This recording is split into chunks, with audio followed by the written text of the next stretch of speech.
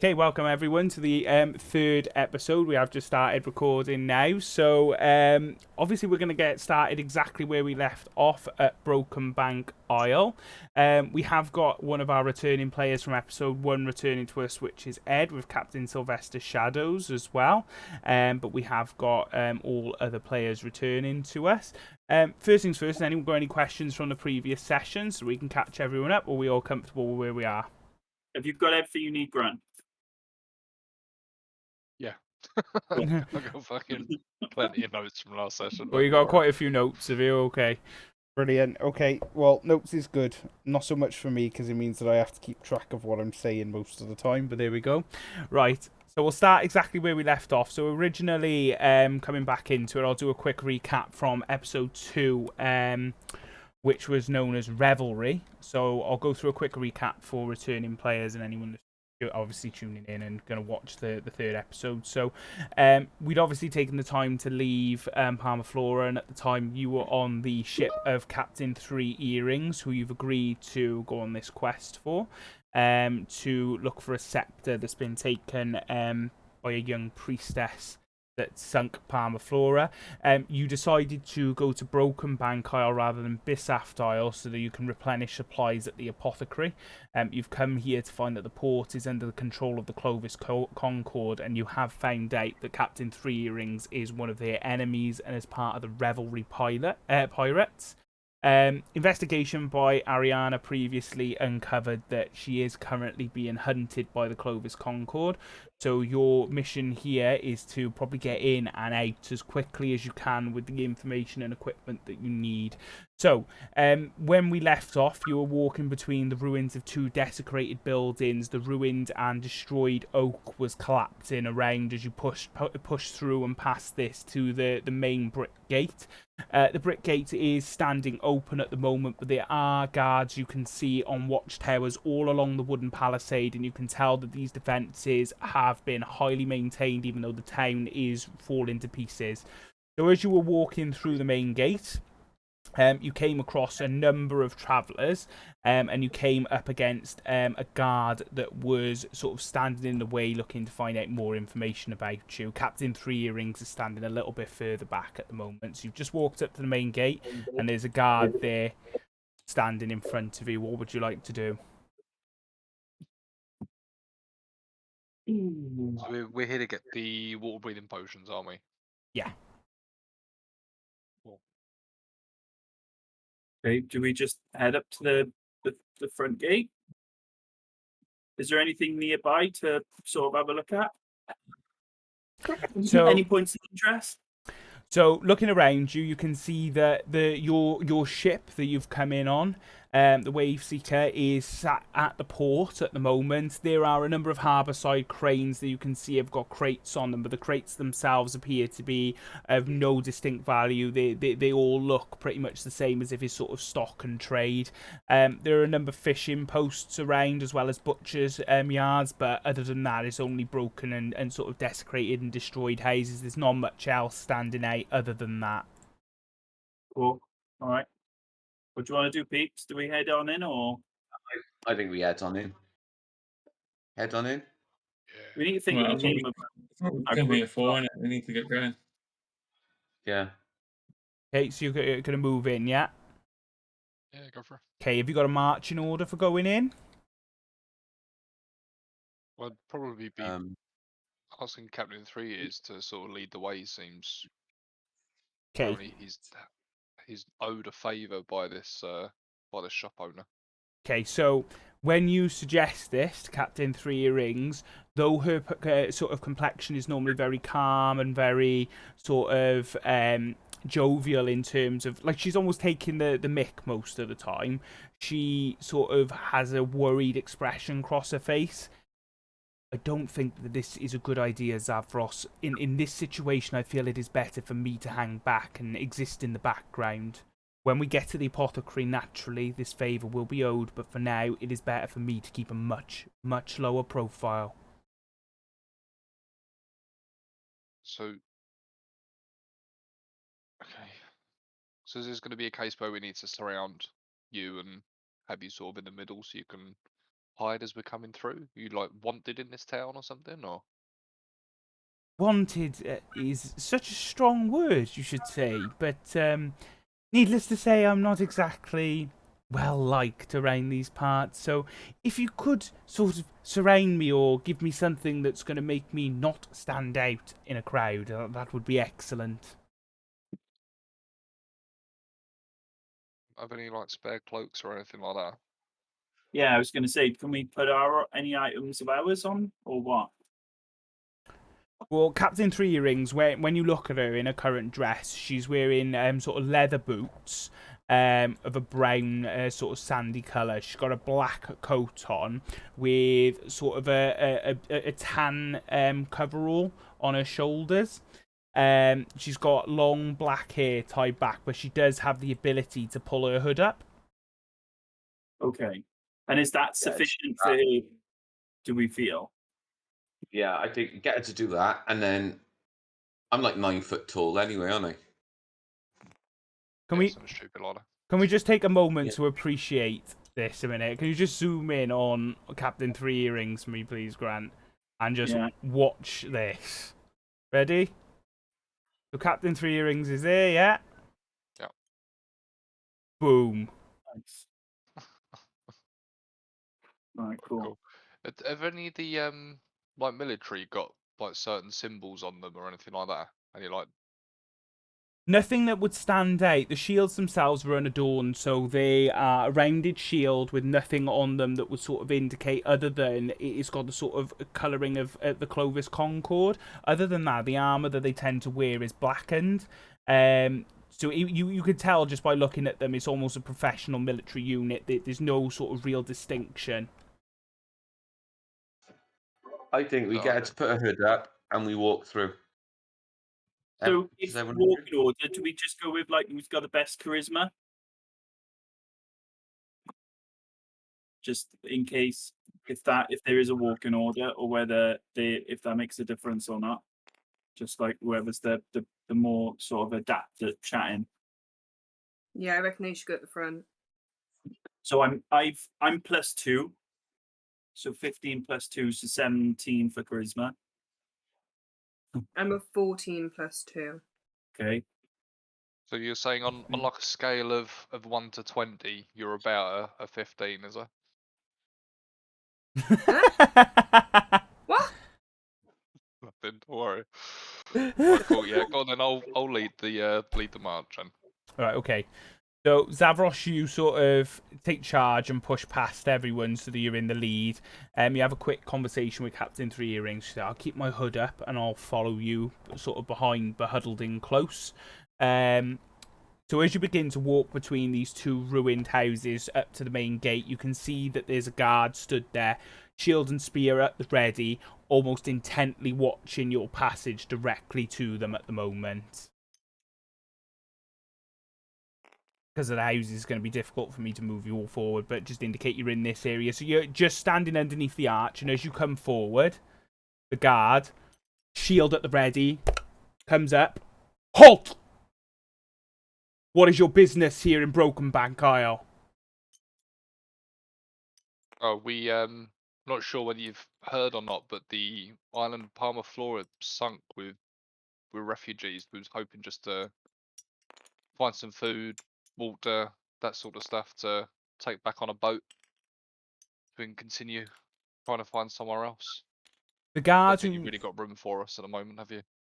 The guard whose complexion is normally sort of, you can tell by looking at him, is very somber and very direct and stern. You can tell that there's a slight hint of change in his eyes when you mention Palma Flora. Looking at him now, you can see that there's almost a hurried expression to his face as he sort of tries to gain a bit more information. Stranger, you're telling me that the Isle of Palma Flora no longer exists? Yeah, we don't know what happened. There was just a rumble and the island started sinking. We just had to jump on a boat and What else get happens? away. There can't be more than that. The island just doesn't sink out of nowhere. Speak up! That was pretty much it. And creatures Cool. came out of the water. You, stranger, what creatures came out of the water? I don't know. They were like sort of like fishy people. That's a great description, stranger. You could at least give me a bit more than that. Well, they would come out of the water. They were attacking people. Yeah, we didn't really stop and ask for their names or what their race was called or anything. No, they We, just came like I out said, attacking. we jumped on a boat and came here. Did they command sharks of any kind? Not that we're aware Yeah, of. not that we're aware of. Okay. The likelihood Ew. is it could have been some kind of tribe of seahorse, and they're usually around this area. And if Parmaflora really has sunk, then it's really going to hit trade in these parts. Okay. I understand, but you need to understand that entering this city is currently under martial law. You act within our rules. If you do not act within our rules, you will be attacked and you will be executed without any mercy. Go about your business quickly and leave as soon as you come. At this point, you can see that the guard sort of hurriedly brings himself back to attention, shouts up to another guard on the watchtower. Watch this post. I need to report this immediately. And he's gone. He's darted off then, running far away, like sort of into the distance. And you can see there and hear the sort of trample of his feet. There's a couple of civilians in the way and they immediately just let him pass. He bolts. He's gone. Okay, so whatever we're going to do, we need to be quick. Well, yeah, it's just come in, do our business, and get it a dodge. Yeah, let's get in, get out. Okay. Yeah. So As we're walking past, then I'll shout to the guard at the top and say, where would be the best place for us to go to get some food, water, and maybe some sort of like healing herbs or something that we've got sick on board, we've got injured on board. So the guard that's up on the watchtower, you can see that he sort of leans over on the parapet of the watchtower, looking down, resting his spear up against it. You can tell just by looking at his arm that it's thick and muscled. You can tell that he's been fighting for a very long time. But he looks down to you and he shouts over, "You have the general store in the main courtyard. Kualin owns the general store. You can go there if you're looking for any kind of food or water or general supplies. Head past the fountain between the two buildings that are not ruined, and you will meet Aldegim. They're the apothecary in this part, and from there you will be able to gain the potions that you need." Thank you. Start walking through. Okay. Yeah. So as Say you LDM. Aldium, yeah. Right, go on. Okay. So as you walk through the gate, you come up against this sort of largely ruined building in front of you. The building itself has been burnt and destroyed almost as though there's been some kind of battle recently, because you can see that the char and scorch marks are still ever present on there. As you begin to walk through, a shadowy figure approaches, their hood drawn and their sword kept at their side. They sneak into your party as they're walking past and walk straight up to Captain Three Earrings. Captain Three Earrings, very calmly, doesn't react, but begins to talk in muted conversation. "Good to see you again, Captain." And then she addresses Captain Silver Shadows. "Captain, I trust when you disembarked earlier, when we first came ashore, that you've been able to complete the task that you were provided." At this point, then, they go into muted conversation. So I'm going to send you something, Ed, that's just going to sit in the background, okay? And that'll give you info on what you've been sent to do, okay? Cool. Roll a perception check to see if we can overhear this muted conversation. You can, yeah. Okay, if you want to roll perception for me. So, question: what's the rules? Could everyone just roll a perception check, or does only one person get to do it? I asked this question. Apparently, only one should be doing it, unless you've got a big group and then you want to look elsewhere. But you can include that, so if you get like a higher roll, you can have extra information. Cool. Because I was like, we can all do one. And Graham was like, no. Yeah, it that should right? only really be sort of like two of us to do like a separate roll.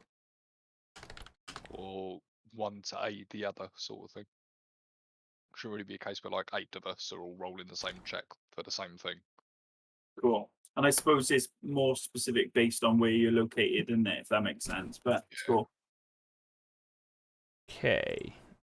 back into the screen. So I've got I didn't hear your. anything. I only got a 7 anyway. Okay, you only got a 7, yeah. Yeah, just about caught. Did you complete the task? Yeah, so the conversation goes into sort of muted sort of conversation in the background now. You hear that, did you complete the task? And other than that, then it's very muffled, the conversation, as both captains are sort of leaning in to discuss it with each other. Not much else can sort of be heard other than that at the moment. So as you continue past the building, the two captains are sort of hanging a bit further back as they're having their conversation. And you come into the main square. Again, you can see that there are guardsmen walking past almost in clockwork. As soon as one passes, another's coming from another direction. You can tell that it's very efficient to ensure that all of the town is watched at any given point. There's always someone watching your every move as you're moving through this town. As you come past the charred remains of this building with broken timber, you come up to the main building where it is sort of, you can tell that there's some affluence to it, especially with there being destroyed buildings around it. And there's a slight fountain outside with a burly looking man, sort of not as sort of cowed as the others. He seems to have some sort of authority in the area that even the guardsmen aren't sort of taking much notice of him as they do the other civilians, and he's just standing sort of around the fountain.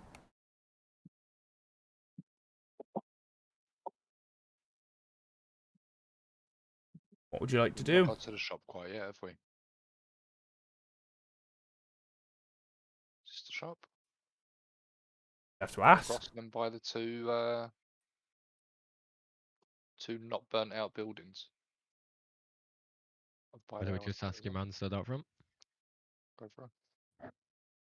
Okay, so Okay. Captain Sylvester Shadows, you're moving forward. So you've got this burly sort of looking man in this leather gear in front of you. What do you want to speak to him about? What do you want to ask him? I say, are you the owner of the general store? I am, stranger. My name is Koalin.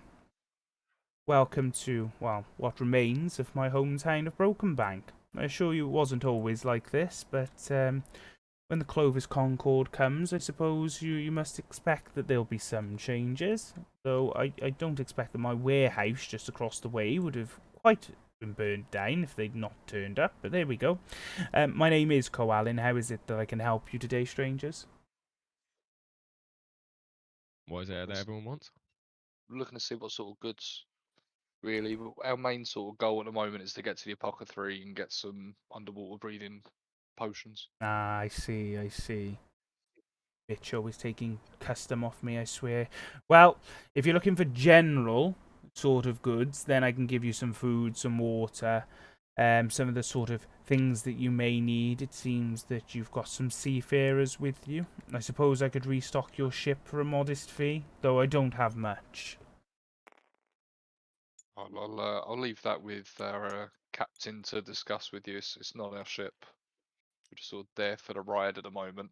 Can you Ah, tell us what happened with this place? We can see, buildings are been ruined, and obviously we're all under martial law and everything. Has something bad happened here? well, before we do that, stranger, I didn't realise that I was in the presence of a captain. I knew that you had seafarers in amongst you, but there's a captain amidst your ranks. Pray Well, he's tell back on the boat. which... He's back on the boat. Yeah. Are So you in? how much would it cost to sort of restock the boat? I'll go back and tell him it's just whipping shape into all his men at the moment. Ah, I understand. I understand. So this ship then that you came in on, what's the name of this ship? Do you know what? I didn't think to ask. We were in such a hurry, we just jumped on. And what were you in a hurry from? That you would not ask the name of a ship. At this, he sort of slyly casts an eye over to one of the guardsmen. They're starting to take notice. The island that we were vacationing on just suddenly started sinking and getting attacked. So we just ran. He sort of looks a bit sort of like you're not giving him much information. He knows that something's up already. Okay. Well, can you tell me the size of this ship, the amount of the crew? At least if I'm going to be restocking it, then I'm going to need to take some kind of inventory so I know exactly what I'm providing. It was a pretty big ship. I think. How many sailors would you guys were on the ship? Like 10, 15 or something like that? And then About like 20 refugees or something, including us. Hmm. Around Well, that number. For 28 plus your party, so we'll say 35. With all the food and water that's provided, I suppose it's difficult to get fresh water in these parts. 25 gold should be enough to be able to restock the ship with any kind of food or water that you may require. Well, I'll let the captain know once we get back to the ship. At the moment, we're just trying to get those potions, see if we can find any survivors, and if we don't have the energy to swim, at least then we're covered for if we start sinking, so we don't drown. Excellent. Well, you can go tell that bitch Aldegame thanks for taking even more of my custom, but at least we've got something out of the way. The apothecary's between the two huts to the left of you. So I got a question as Rogar. So you saying take your custom away. So do you have any potions for sale? No, but you understand that when you come into a general store, everyone is, oh, where's the potion master? Guess what? I've got a cut, it's infected. Oh, where's the potion master? Oh, just suck it up and deal with it and have an ale. Do you sell Trost? Frost! Yeah. What is it? Trost that you want? Yeah, I mean, it's like the best ale going. My favourite ale. Okay. They didn't have any in Palma Flora, and that kind of sucks, especially being on vacation. And I know this is stupid, but we, did kind of almost run into our deaths. So having a couple of Trosts would be nice. Couple of Trost, yeah, a couple of Trost. You want me? Okay, you want a couple of Trost, and he sort of turns round theatrically, looks back to you, and then points to his warehouse across the way. If you'd like some Trost, I would like you to magic the Trost back up out of my burnt warehouse that you can see just across the way.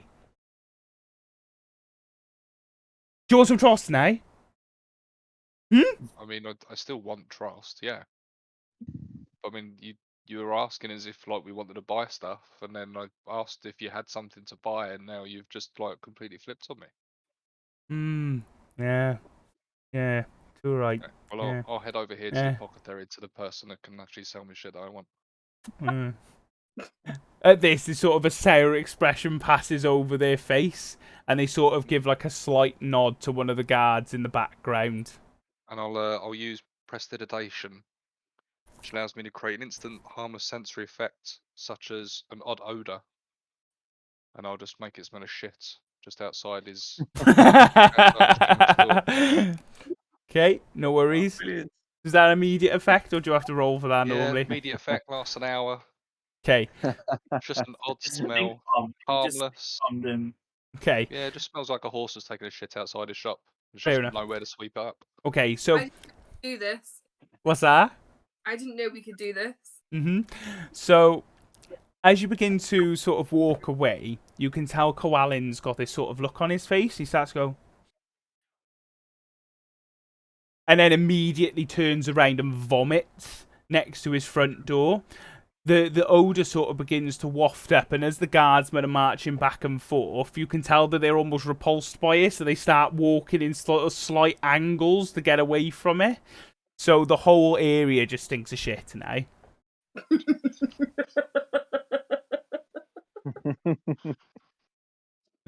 Cool.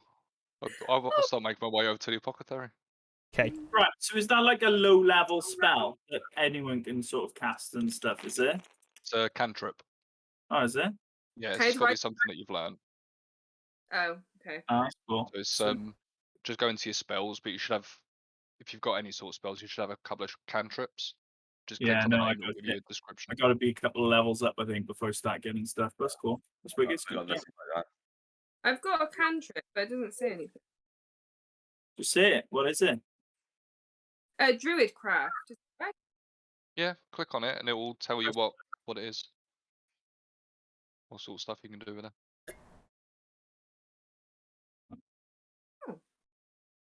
That's quite cool. Yeah. Okay. What? How cool is it? Oh, sorry, you want me to read it to you? It helps predict the weather, what the weather will be at the location for the next 24 hours. Oh, so when you find your beach hut, You be able to write this? So do I Is, get? is it going to be barbecue weather? Yeah, is this going to be barbecue weather? I suppose realistically, as Ariana, you could fly up, and that would tell you the weather anyway. Flower blossom. That's really cute. Can we go to Feyland? So I can make flowers blossom. Proper fairy stuff. Maybe one day we will end Yeah. up in the Feywilds. You never know. Why faint odor smell like a skunk? There you go. You've got one as well. You get this town's going to be something else by the time you're done. So as you walk between the two sort of wooden palisaded buildings, there's not too much damage you can see done to it, but looking sort of past the windows as you're going past, you can see that there's signs of ransack inside. So there's tipped over tables, there's smashed pottery, and the people and the sort of civilians of the town that are inside of the building shrink back into the shadows and past doorways as soon as they can see you walking past. As you're going by, a large sort of burly looking man with really large arms and abnormally large feet is stood out the front of a warehouse that seems to be almost intact. There's no damage, there's no ransacking to it whatsoever. As you're walking by, Captain Three Earrings sort of barges past you, Zavros, walks up to Aldgame, this big massive guy, and he sort of picks her up and gives her a massive hug. Before placing her down in front of you, and they're sort of chatting away amicably. So can we go on and enter the? Can we go on in? So the apothecary's outside by the looks of it. Oh, okay. Not bad.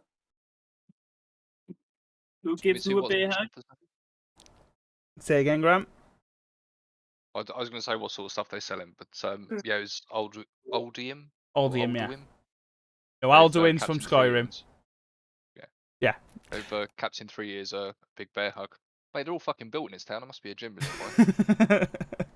So as you come up to them then, and they're talking sort of amicably, they're having a conversation you can't quite overhear, the sort of larger bloke turns to look at you as you're coming by. Sort of, new crew members? How can I welcome you? What's your name, strangers? Any friend of... Our friend here is a friend of mine. Oh, well, my name's Avros. Well, welcome, Zavros. And your friends, who are they? I'm Ariana. Roga? Ran. Sylvester. Bellamar. That's a lot of names, I'll be honest with you. I like you all. You're all great people. I won't remember your names by the end of it, so I'll just stick with the friend here. Or I'll sort of just look in your general direction if I'm talking to you. At that, he sort of turns back and starts having a conversation with the captain again. And sort of, like I said, it seems really jovial. The conversation is really happy. Before he turns back to yourselves and says, I understand you're in the market for water-breathing potions. Apparently so, yeah. How much are they going to set us back? Right. So, normally, it'd be 40 gold for each of the potions. One for each of you, 40 gold.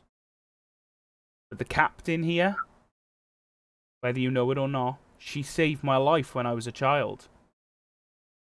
Out on the docks of Broken Bank I was, and I was about to go up the harbour side, and I thought it was a good idea to climb one of the cranes. As I climbed one of the cranes, my foot got caught in some of the sort of rope that was hanging there at the time, and as the sort of cargo fell off this crane, it slashed me into the water, and I was too young to be able to fight my way free at the time.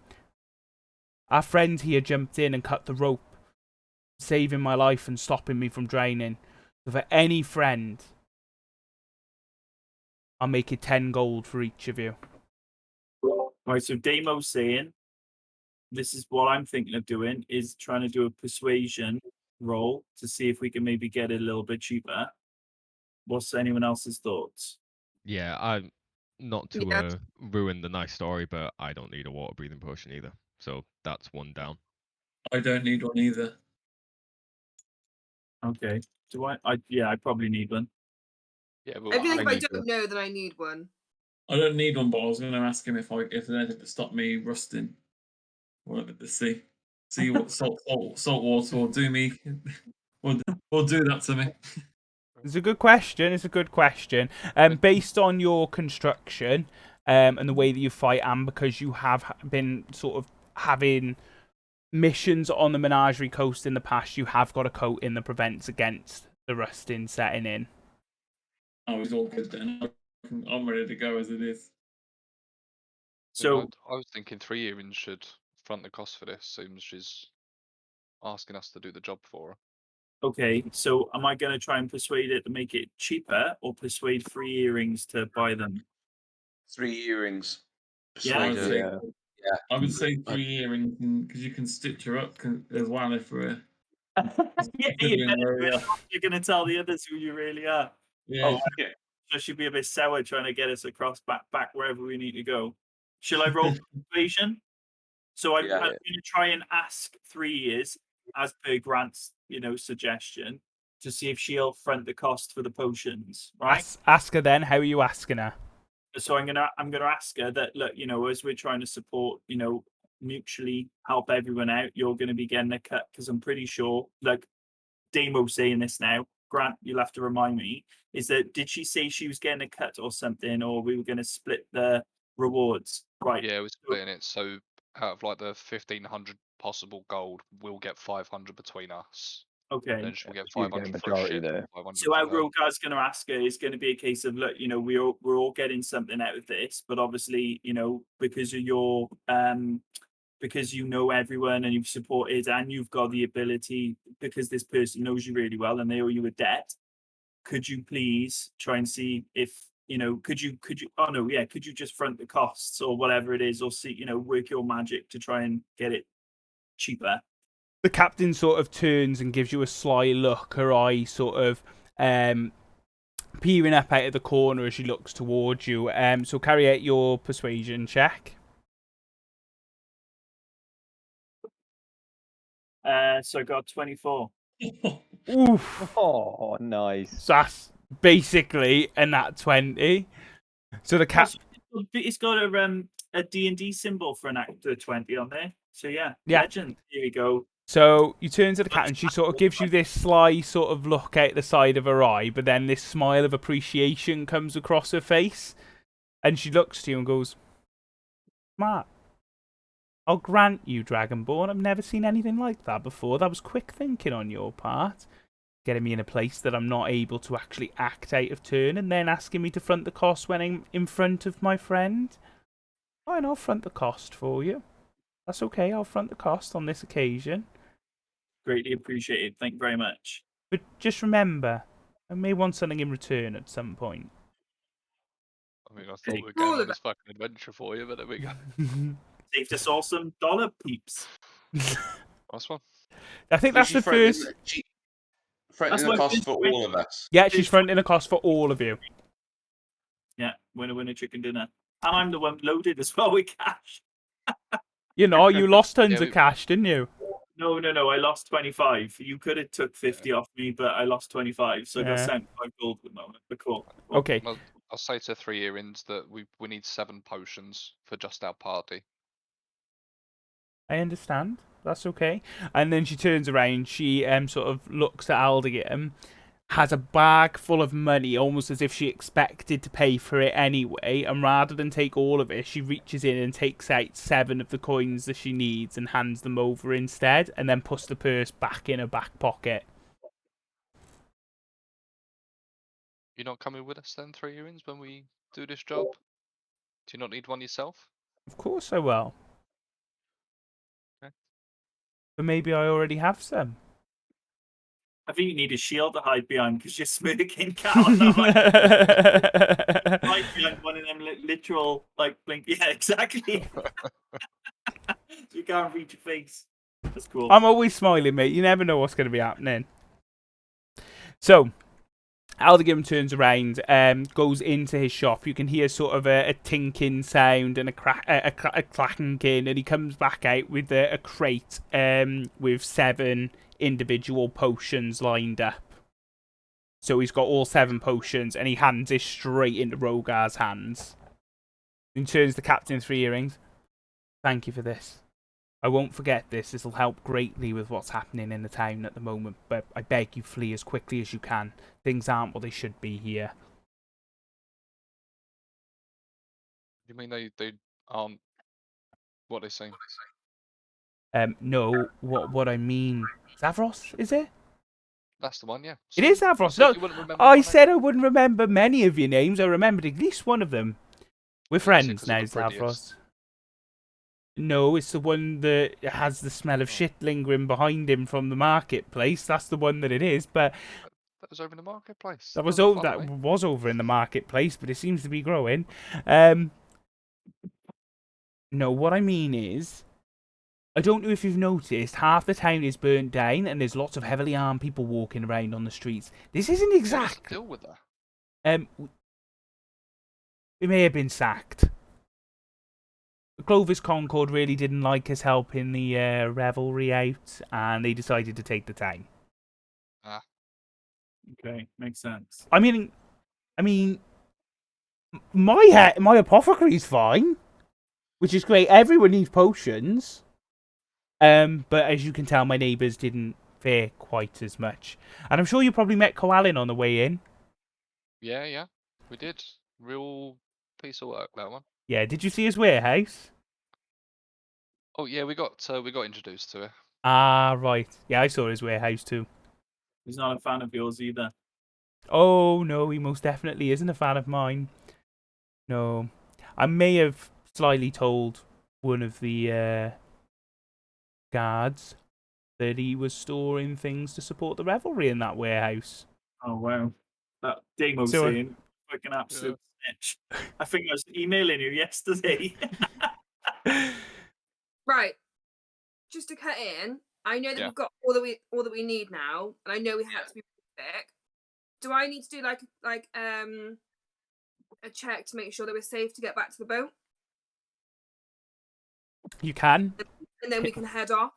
Are you Yeah, gonna? we need to get out of Dodge. We do because And we need to go. We've got our stuff. we like, need to get. We got what we need. Yeah, I We agree. You get health potions too, because I'm thinking we've saved some. No, but we don't want to stay too long. No. Alright. We got some guy running that gone off, and we Yeah. need to he's get got- out of Dodge.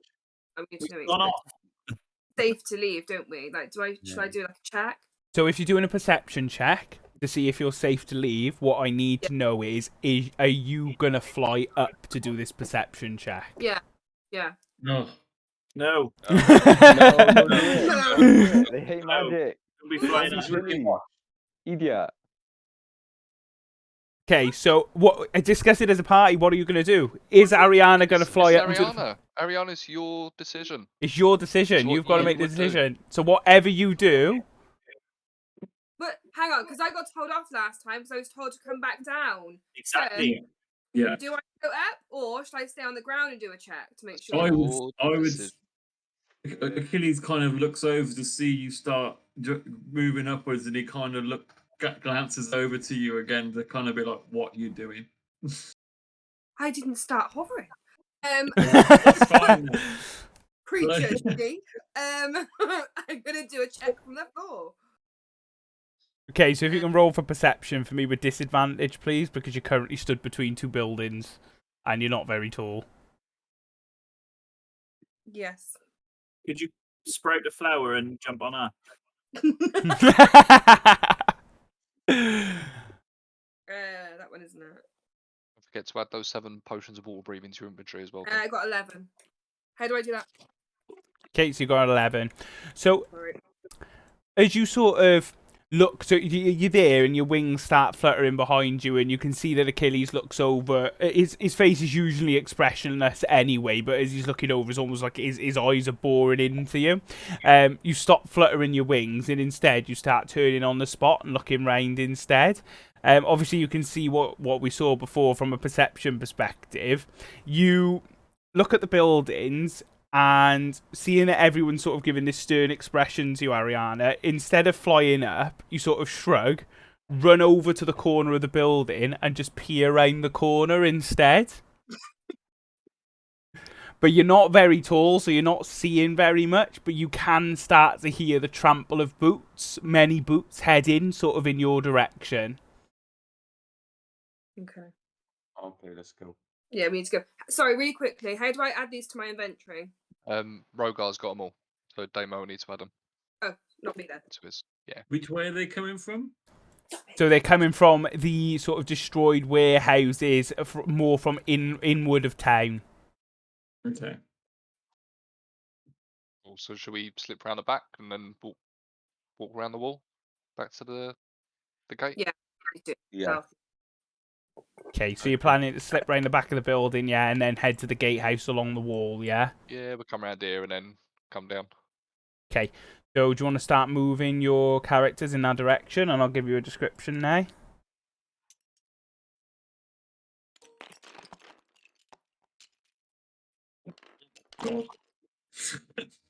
Okay, so as you start moving away, you can hear the sort of heavy thudded, but with their spears and their shields clattering as well, heading in your general direction. Aldegrim looks to you immediately and says, "Quick, that doesn't sound like it's a patrol. That sounds like it's a column moving in this direction. Quick, Captain, I've known you since I was a child. Head around the back as quickly as you can and move fast along the palisade and get out of here as quickly as you can." So as you move and you dart past these buildings, people are getting out of your way, and you can sort of hear the rhythmic stamping, and there starts to be hearing shouting in the background. So, have you seen them? Can you see where they are? We need to move as quickly as we can. Get to the gatehouse. Make sure it's closed. And you can hear that in the background as you're starting to hear more and more padding, more and more thudding, as more people are starting to move, and there starts to be this frantic energy that's building up around the town. What do? You're up against the palisade at the moment. You can see that there's a straight shot to the gatehouse. I take a look to see if anyone's sort of looking over in our direction. You can see that there's some huddled civilians that are looking out of the buildings, and you can tell that they're sort of quickly looking like this, looking, darting and back, and they're gone. So they're seeing you, but they're disappearing really quickly. Well, before we leave these houses, between like these two huts, if I think I've got a moment where I'm not going to be spotted, I'll cast Mask of Many Faces to make myself look like one of the guards. Okay, yeah, no worries. You now look at like... I can do something as well. Wait there. You can do basically the same thing. I disguise self as well. Yeah, so you both disguised yourself as guards, yeah? Yeah. Right, okay. So how do you want to look at the marching order at the moment? So if you're both disguised as guards... So one at the back, one at the front? Yeah. Okay, so how do you plan to get out of the town now? So you've got one of you looking like a guard in the front, one of you looking like a guard in the back. Just casually walk down to the gate. Okay. As if you're like moving us to where we need to go. Yeah. Yeah, kind of making us look like prisoners, I would suggest. Okay. Moving the refugees out of the city. Okay. So as you move forward, and you're coming up to the gate, you can see that the guard is still up on the palisade, except that the guard that you met earlier has now returned. So that guard that you saw earlier is now back, sort of looking about. You can hear the trample of boots in the distance, but that guard is now back having a conversation with the one on the gatehouse, talking about whether or not they should close the gate. So as you move closer, you can see that he starts to move towards the gate to close it. Well, let's get these guys out. You! Yeah, we need I don't know if I've got anything. I don't think I've got anything. You too! I'm just going to shout over to where the gate's being closed and say, hold up, let's get these guys out. Where are you taking them? They're going back to the ship. Two of them were doing something around the general store that they shouldn't be, so we've got those for questioning. However, these seem innocent enough, so we're pushing them out of the city. They seem innocent enough, or are they innocent enough? They've not been caught doing anything. innocent. Have you followed the proper procedure to ensure that they have been questioned? Of course, we're not all fucking Jim. We followed the proper procedure. We're pushing them out of the city. The other two are out the back, being dealt with. Okay. You can roll an intimidation check based on what you've just said, please. Fuck me. 21. Okay. So as you say this to the guard that's out the front, he sort of recoils back and stands to attention. Yes, sir, I didn't realise that you were an officer. I understand that the proper procedures have been followed. we shall ensure that the gates remain open. Would you like us to close them once you've left? Please, yes. Okay, so you stamp through the gates and out to the docks. The gates themselves close shut once you pass by. And Grant, do you want to Right. just zoom in on that gate for me, please? You're fucking dead proud of that, aren't you, Carl? I'm so dead proud of it. Can you just zoom in on that gate? Look, it is now closed. I've actually got a closable gate. You can tell straight away. Yeah. And he goes, "Oh, zoom in, please." Okay, so as you stomp past the ruined buildings, you head directly for the gangplank going up to the harbour, and you can see that the ship is there at dock, but the crewmen are already busily moving about on the ship. As you get closer to the ship, you notice that something's different as you run up the plank and you get onto the ship itself. The ship itself begins to immediately move out of port, and then you're out to sea and you're sailing away. Sweet. Cool. And I'll once we're far enough away from the shore, I'll just drop this guy's self. Okay. Oh, and me as well. Okay, so you both drop the disguise self, and some of the crewmates like visibly relax then, because they've obviously thought that something was going on, but they trusted their captain enough to understand what was happening. So you're back on board the ship now. So like I said, everything appears to be in order. The ship itself is where it needs to be. Everything's being looked after, but there's something slightly different about the ship.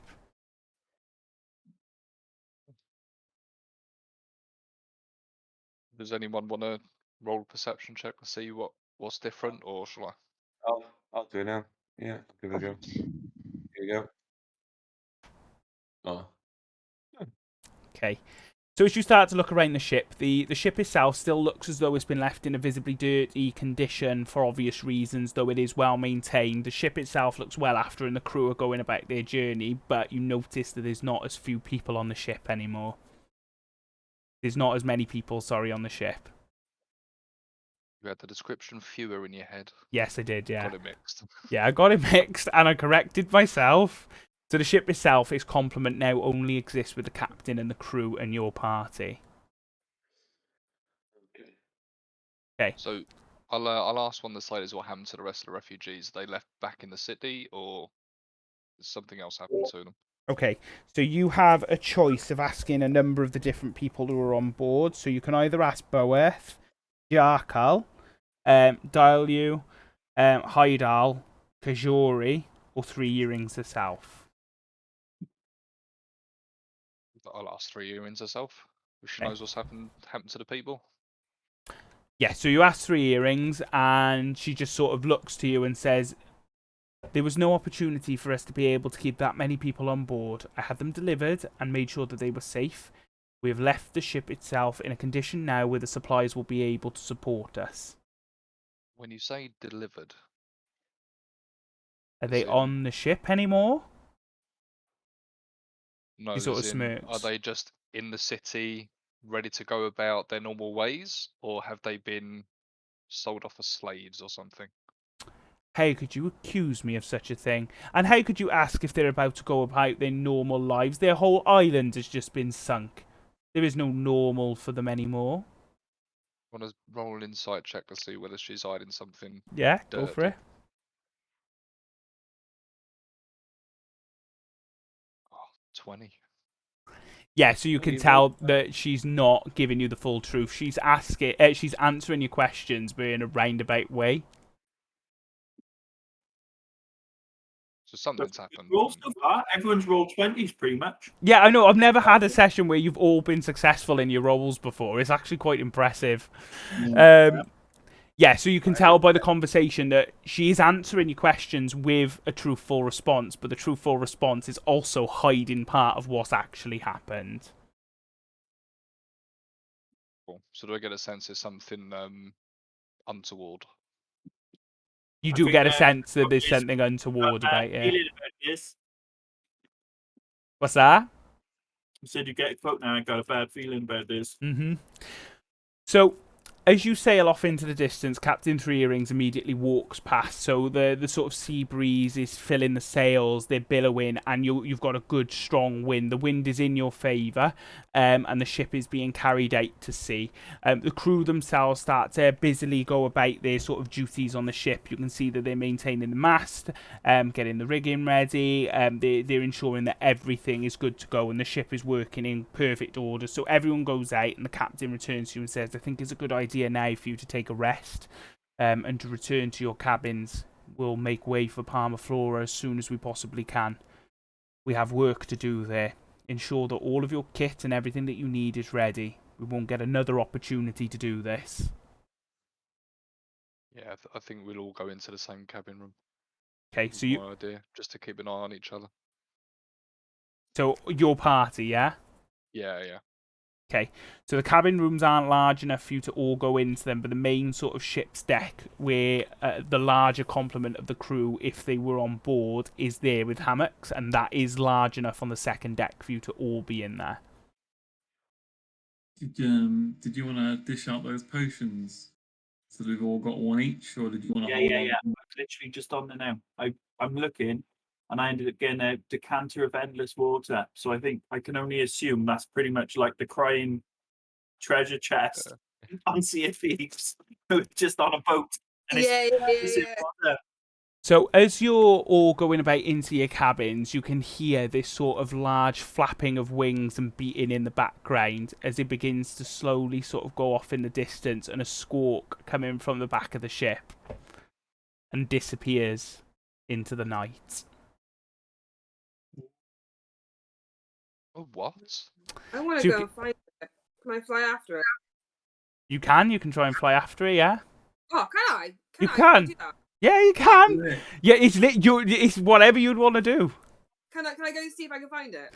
Yeah, so you are on the second deck below at the moment, so you're all in the same area. So are you going to want to go up on the deck and then fly after it, yeah? Yeah. Okay, so as you go up onto the deck, you can see sort of faintly in the distance, there's a small flapping of wings that are bright white. So you can begin to follow her if you want to. Yeah. How do I do So that? it is moving at speed, so I think an athletics check would probably be the right one for that one, Grant, or dexterity.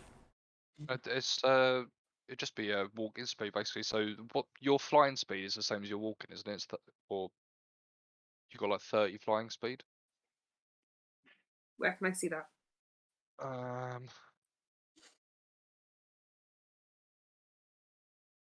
I thought it'd just been underneath your walking speed. If you tap on that, it might tell you your flying speed as well. Try and go into it now so I can see. Where is walking speed? I've got it. Should It's be on the 30 main feet. page, I think. 30 feet. I've got it. Oh yeah, I got it. Yeah, so in like an action essentially, you can go like your movement and then use an action to dash, so you can go up to 60, and then whatever's flying, if that's either 60 or more, you're never going to catch up. Okay. So as you begin to fly after it, you can see that it's gradually getting away from you in the distance. It's moving very fast, but because of the moonlight that's glancing off, you do get a sort of reflection. You can see that it's an owl of some sort flying away from the ship, but it's not flying towards Broken Bank. It's flying off to sea. This wasn't an actual scripted campaign. I would literally just think Callum's been watching Harry Potter or something. Harry Potter. Okay, Oh, to drop Harry Potter again, isn't it? You're a wizard, Zavros. off. Warlock, goddammit. No, you're a wizard. Right. So the ship itself, you can sort of see that flying away. Do you want to do anything else, Ariana? So I'm not going to be able to catch up with it. You're not going to be able to catch up to her. No, then. I don't think there's anything more I can do, is there? So what do you want to do now as a party? You're all on the second deck of the crew. It is late at night and you've just managed to get away from this port. Ben, Harry, Ed, got any suggestions, gentlemen? I'm just upset that I'm a captain and I'm down with the crew. I'm just gonna sit there and sulk. Oh, right. Just to clarify, just for you, Captain Sylvester, the ship itself, even the captain's quarters are exactly the same. The cabins are all the same because this ship captain believes that they should share the same sort of quarters as their crew. Well, me and this ship captain have different ideas. I'll ask Captain Sylvester what his ideas are in terms of how a captain's quarters should be. What's his ideal captain's quarters? Away from the rabble is the first. Are you calling us rabble? Here I mean, comes the 2D theory. Proper 2. You're calling us a rebel. the ship crew. So, can we? Can we what? So, does does Captain Sylvester have any sort of understanding around the dodginess of 3 earrings? Ask him. Captain Sylvester's right there. You can ask Captain Sylvester. Because he's got intel. What's your intel? I have That's no better. intel. Oh, Yeah, I mean, you stayed back on the ship, didn't you?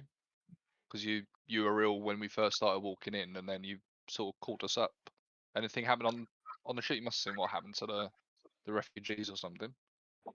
Just a load of movement. I didn't really pay too much attention. Fair enough. Head in the bucket, was I? Very much. Because he's not a proper captain, so he's got seasickness. Yeah, you were fine on the island, and then we got on the boat, and you became ill. What's all that about? Sea legs. He still needs to grow his sea legs. So, Captain Sylvester can breathe water. Is that just like what's his species, or just something he can do because he's a waterman? My species, I don't need to breathe.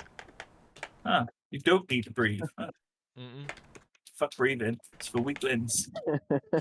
Be a man. What about you, Ben? What's your thoughts? I think we. So at the moment we're on our way, aren't we? Yeah, I know almost that, done but for, just chilling out in hammocks. Ben just wants to fight. Yeah, I just want to fight. Yeah, You're a cleric, man. uh, You're a man of God. yeah. Well, has Yeah.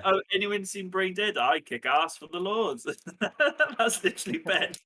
Hang on 2 seconds, guys. I've got an issue with it. Got to come out and go back in. Yeah, I mean, to be fair to Brant, his deity is the Storm Lord, who's a deity of like vengeance and stuff. So Okay. So, what's the plan here? So, you're all speaking to each other at the moment. I'm gonna go to sleep. it's only going to be like 4 or 5 hours by the time we get there.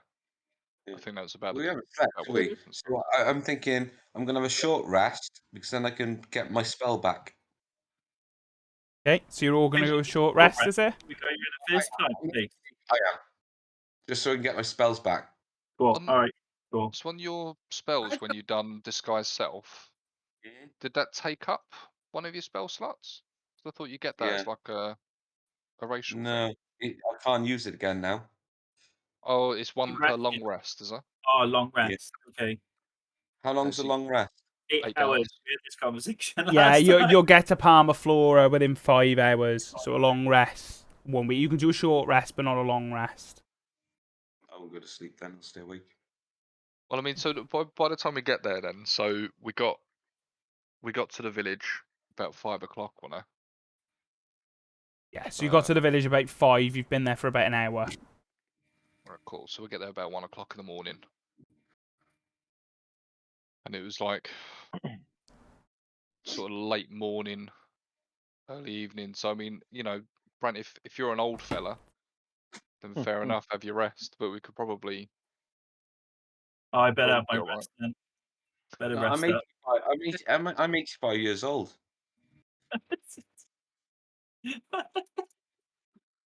You live Yeah. to like 500-600.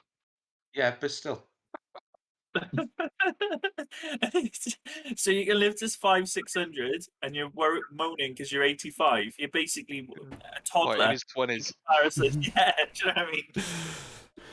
All right, Um, sweet. Let's rest up, and just rest up. I If think you, we've yeah, all if got you, if you all rest, because my character doesn't rest, it goes into like a sentry mode, so I can keep watch for everything. So Oh, sweet. cool. Okay. Artist Okay. watching out for worms. Love it. Okay. So, as you all start to get into your sort of hammocks, or you start to laser bait and you start to power down, the night sort of continues to go on. The ship's gliding peacefully across the sort of sea. The sea is really calm. It's nice weather, and the sun begins to sort of go down, and the sort of night begins to settle in. So hours and hours pass. It's been about 2.5 hours by your reckoning. And then a massive commotion breaks out on deck, and you can hear the pounding of footsteps as people are running and shouting, and you can hear something happening in the background. Quick! Everyone! Now! We need to make sure that everyone's on deck. Get the adventurers up. We need them. All hands on fast now. Quickly! So you can hear the sort of banging and the looping coming from upstairs. The sails you can hear are billowing at full power. Said, get the adventurers up now. So one of the crew, Boearth, runs down, the person who took the gold from you earlier, Damo, and he punches on the wall to sort of wake you up. Quick, another ship has been sighted. We need you on hands now. All of you up here now. Move quickly. Oh, I know this game. We played this game loads. It's a good one. Right, everyone get on the cannonballs. Who's got the cannons and the bananas? Make sure you got loads of planks. Yeah, make sure your planks are stocked. Have you got Yeah. Have you got fire bombs? And are the enemies either Chinese or French? Because Callum has something to say about that. Oh, we were ace at that game. So good. We'd all be mad at the thing. It would just be sick. I love playing that game. All right, cool. All right, okay. Back to serious. I'm first up. I'm out the door. Up 'Kay. on deck. So as you run up onto the deck, crew members are flying everywhere. So they're sprinting across, weapons are being drawn, everyone's getting prepared. You can see that the ship is ploughing forward, even though it's dark at night, and you're heading towards a full moon being up. So you're heading in the direction of the full moon. And as you look behind, there's a smaller ship gaining on you fast. This ship's coming quickly, and it's bearing the colours of the Clovis Concords. Oh shit. I'm taking my time getting up. Is there like a mirror around or anything like that at all? There's no mirror, but there is a barrel of water where you can see the reflection. Alright, cool. I'll cast Prestidigitation on myself just to make sure my hair's in place. There's no sleep in my eyes. Looking nice and presentable. Yeah, so Zavros wakes up, so he's come out of the sort of hammock, he's swung down, runs straight over to the water barrel. His hair's messed up, he's got sleep in his eyes, and he's looking quite pale. He casts Prestidigitation, all of a sudden hair gelled back. His eyes have got no more sleep, and his face looks ready for battle, though he doesn't feel it in himself. Nice, no creases in my clothes. No creases, no, you're just looking perfect, you're ready.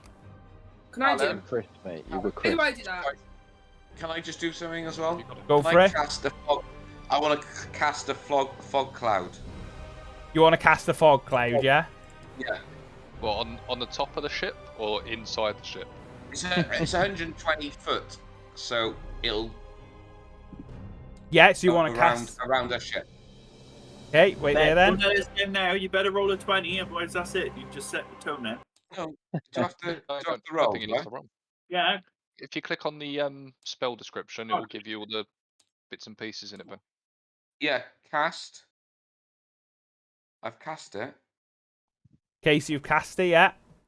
Yeah, Yeah. if you click the name of the spell, it will open up like a little panel to give you a description of it. You just hang fire a You minute, I'm just create a having some trouble 20-foot loading this. radius sphere of fog centered on a point within range. The sphere spreads around corners and its area is heavily obscured. It lasts for the duration or until a wind of moderate or greater speed disperses it. Oh, there you go. That's And you Callum. cast it- 120-foot radius was that? Yes, it is, yeah. So 240 foot wide, 120 foot radius, yeah. Range. and these are 10-foot square. So you're About 2 boards, isn't it? So the cast of itself, so the fog itself begins to grow out from you, Brant. So it starts to envelop the ship. The ship itself begins to turn hard to the left as the ship that's chasing you speeds past. You can hear shouting over from there. Halt in the name of the Clovis Concord! the ship itself, that you can see it's moving far quicker. It's made smaller in design and only has 2 sails compared to your 3, but the sails themselves move quickly to adjust to the wind, and it hooks round and begins to move in your general direction again. What's the wind speed like, Cal? Well, it depends. When you're talking about the wind speed, are we talking about Sea of Thieves style wind speed, or are we talking... Well, we're saying, is this... Well, no, otherwise we'd always be sailing into it. But yeah. is it like moderate, or like quite a heavy wind, or quite a sort of light wind? It's or... a moderate wind. Alright, cool. So how does that fare up against your spell then, Ben? Does it just start dissipating, does it? So, go by spells. Here it is. So, it needs to be at least 10 miles per hour, which will disperse it. Okay, so it's enough then that it's dispersed in the fog, because you're both moving at speed, you're both larger. But the fog itself is still behind. So you're in a position now, this ship is turning rapidly and it's beginning to sort of approach you from the left-hand side. You can see that there's armed men on board the ship preparing for sort of boarding with grappling hooks at the ready. The ships themselves are moving and you can hear the creaking underneath your feet as the ship turns frantically towards you and begins to sail directly towards the front of Wave Chaser. How close is it to us now? In feet? In feet, it's about 50 feet and closing fast. Okay, I can't help, guys. Can we spin the boat and give it a broadside? You don't have cannons. I can see cannons. You do have cannons, ignore me. You can you can spin the boat and you can give it a broadside if that's what you'd really like to do. What's the rest of the crew? Where's the captain at this moment in time? So Captain Three Earrings is frantically running around with the crew, and she has got a panicked and pained expression on her face. So she's really worried by this. This isn't something that she took into account. Her crew are down on the main deck, you can see. Many of them are sort of readying and preparing for battle, getting weapons at the ready. I think Achilles gets to the side of her and asks what's going on here now. You basically just confronts it to be like, what's going on? I need to understand. Okay, so as you walk towards Captain Three Earrings sort of turns and looks at you in panic, Achilles. So as you ask what's going on, she said, listen, this is the Clovis Concord. You'll probably have already worked out who we are. If we are taken now, you will have no gold. There will be no hope of anything. You need to defend this ship right now if you have any hope of us getting out of here alive. Yeah, let's fire the first shot, man. Let's get the cannons loaded up, let's spin the boat, and let's fire the first shot. Okay, so the ship itself is currently on your broadside, so you can already fire on it because it's had to hook round. So as you're sailing forward, the ship's it's sort of cut across the back of you and spun, and it's now coming in to sort of intercept you. So it is on that side with the back end of the ship facing outward. So if you want to fire a broadside, that's totally fine. Anyone else disagree? No, I agree. No. Go for it. How many cannons we got? So you've got 3 cannons that are within range to be able to fire on it, a 4th that's out of range, and a 5th that wouldn't hit it. You do one on each of the 3 then? Shock for cannonballs. Yep, so you can roll a perception check for the cannonballs. Oh. I'm doing What? it now. Are we all rolling a perception check? No, just Ariana. Oh. That sucks. Did you get it? No, it's not come through to me. None of yours are coming through. I got 8. 8, okay. So you can see that there's a large stock of cannonballs in the background, but you can't see much sort of evidence of powder. Captain Sylvester, you can see, though, from sort of an experienced eye, because you are a captain and you sail these ships, so you can see that the 3 cannons that are on the side have already been loaded with powder and are ready to fire. So the 3 cannons on the broadside that you need are already loaded and ready. So Boerth is currently on there, Dalu is there, Hydal is getting ready to fight. But Jarkal you can't see, you don't see where Jarkal is.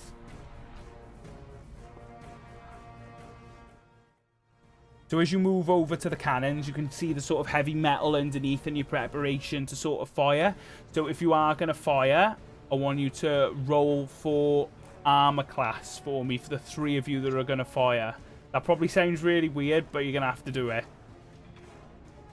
So it's going to be like a D20, is it? Yep, D20, please. Who's got to do it? Whoever's firing. So out of game, I need to go for a slash. So Yeah, headphones Ben, will be on, you wanted to have a scrap, so you are. It's on you. Okay. Which one am I doing? D20 for me, as if you're attacking. On what though? We're firing the cannons as at the if ship. if you're attacking, yeah, as if you're attacking to do armor class. You can do a custom roll for a D20. So you Yeah, just roll it. you should have a little symbol in the corner. Oh yeah, I got it. Here we go. D20, here we go. Okay, let's see what you've got. Nice. Oof, nice. Okay, and if you can roll for me, a D8, please. Custom roll. D8.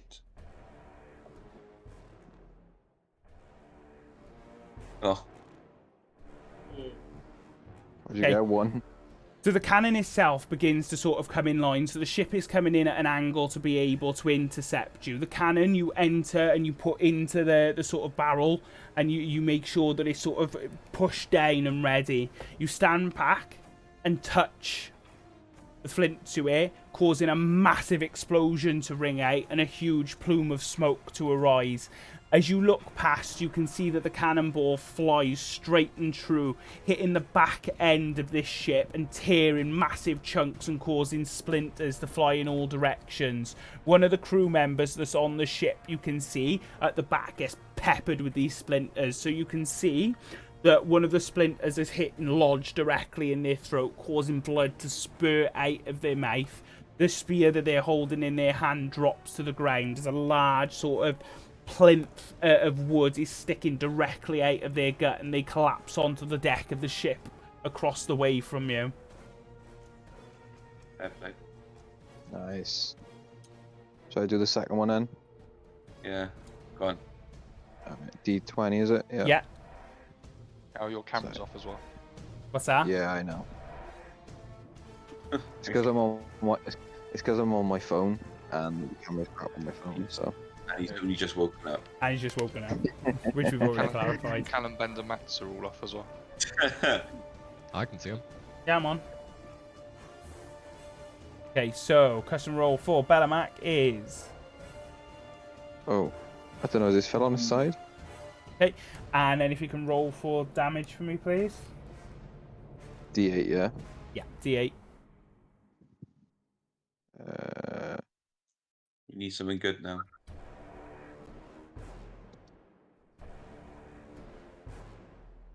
I think I just rolled the wrong one there. Sorry. Did I? No, it's the right one.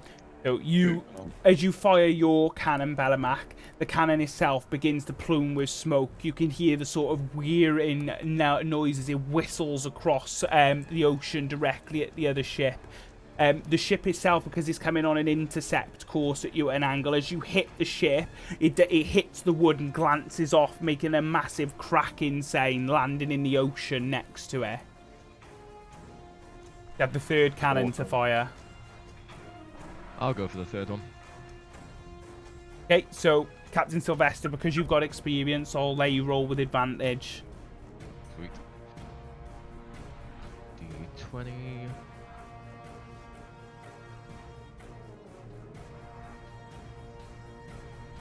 And again. Nice.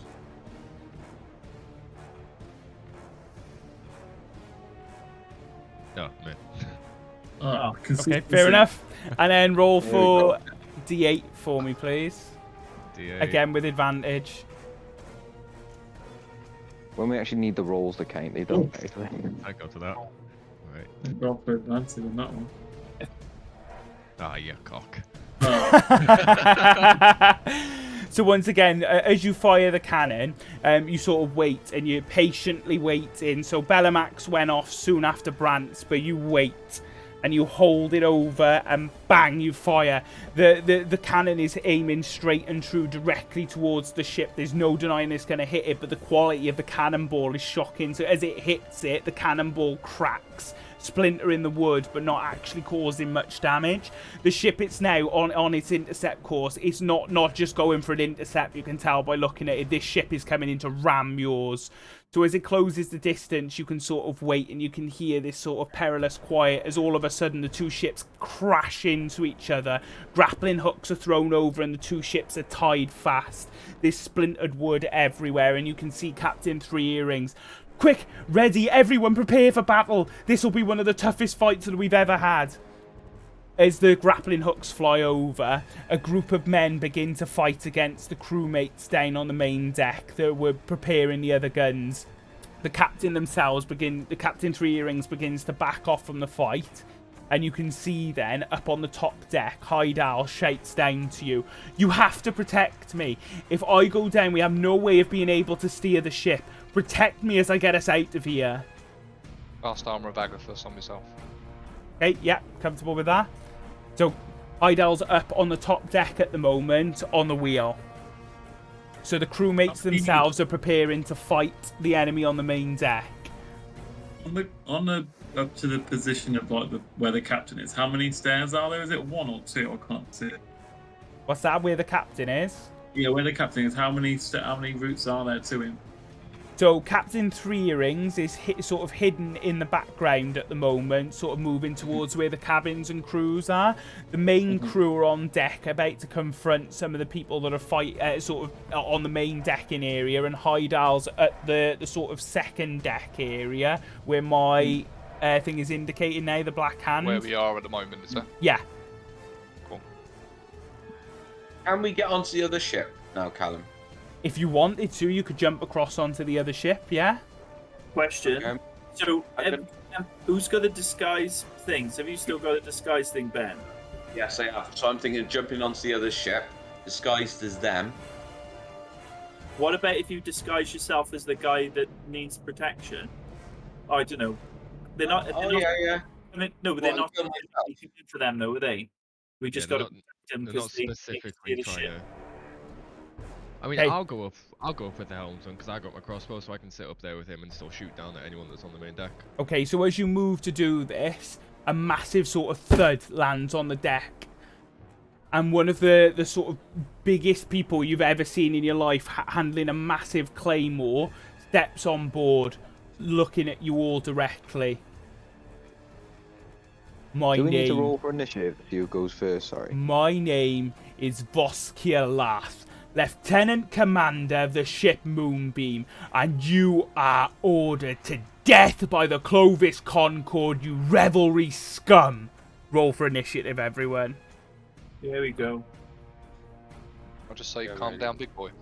Yeah, it sounds like someone's compensating. What are we rolling someone's at the for? help there, isn't it? Initiative. It's next Is that to Yeah, the D20. I got 10. Okay, hang on, what was that? So, Damo, Over there. 10. Yeah. Should be on your main screen, Jess. I think. Harry, what was D20 yours? in it. Oh, I got 4. I got 5. Mine isn't. On the main screen. Yes. Okay, Ben yours might be in got actions. 5. Hang on. It's next to armor Okay. class, isn't it? What was yours, Yeah. Matt? I got 20. Mine was 16. Okay. I'm so. Oh. No. Yeah, I it think should I- be on that main page at the top, Jess. 20. Let me roll again, Carl, because I rolled intelligence instead of initiative. Who else got 20? Oh, Ariana. I got 20, yeah. Okay, Ariana, Just 20. on your intelligence roll then. Oh, I've just got 20. And then the final one is Ed. And what did you get? 17. Nicely done. Okay.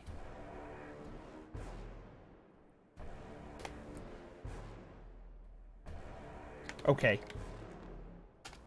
So as he jumps onto the deck and prepares himself for sort of battle, you're already prepared because you're ready. So Zavros, Ariana, you notice the threat first. What do you want to do? What's your dexterity score, Jess? Is that on the main page? Yeah, it should have like your 6 main stats. There'll be one there for dex. +4 with an 18. Right, cool. You go first. I got a +3.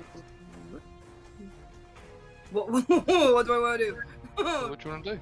I don't know. This guy's just threatened to kill you, Jess. Gives Far us away from that, though. strength So do and I. attitude.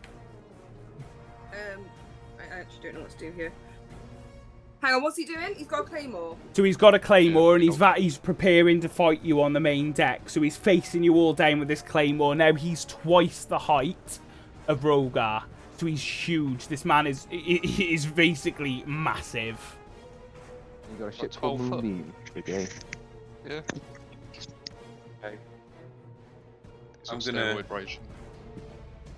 I'm gonna take the first hit. I'm gonna use my warhammer. Hold on. It's not your turn. It's is not your turn. Oh, sorry. Grabby do with it. Puppy power. Right, well, if Jess is still like looking through actions and stuff, I'll cast Hex on him. Yeah. Case. Which also means then ability cast. Target has disadvantage on ability checks made with chosen ability, so I'll say strength. Yeah. So it's disadvantage on any strength checks. And then I will. This is the fella here, and Yeah. so I'll make my way back to put some distance in between, so I'm not right in front of him. Yeah, that's fine. I'll move him. Yeah, because they're all. Oh, there we go. And then I'll cast good old Eldritch Blast. Yeah, if you want to go for Eldritch Blast for me. Oh, that was so close to being an 18 as well. Only an 8 to hit. Only an 8. So as you fire the Eldritch Blast, the sort of crackling comes out of your palm as you prepare the Eldritch Blast. You fire directly out towards them. The ship itself lurches again as the Moonbeam crashes into it, causing the Eldritch Blast to fly off into the distance and crackle against some of the rigging further away. Ariana, what would you like to do?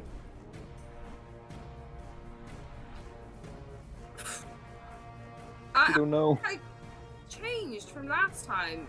I've got like an unarmed strike now. I've lost my spell from my thing. What's happened?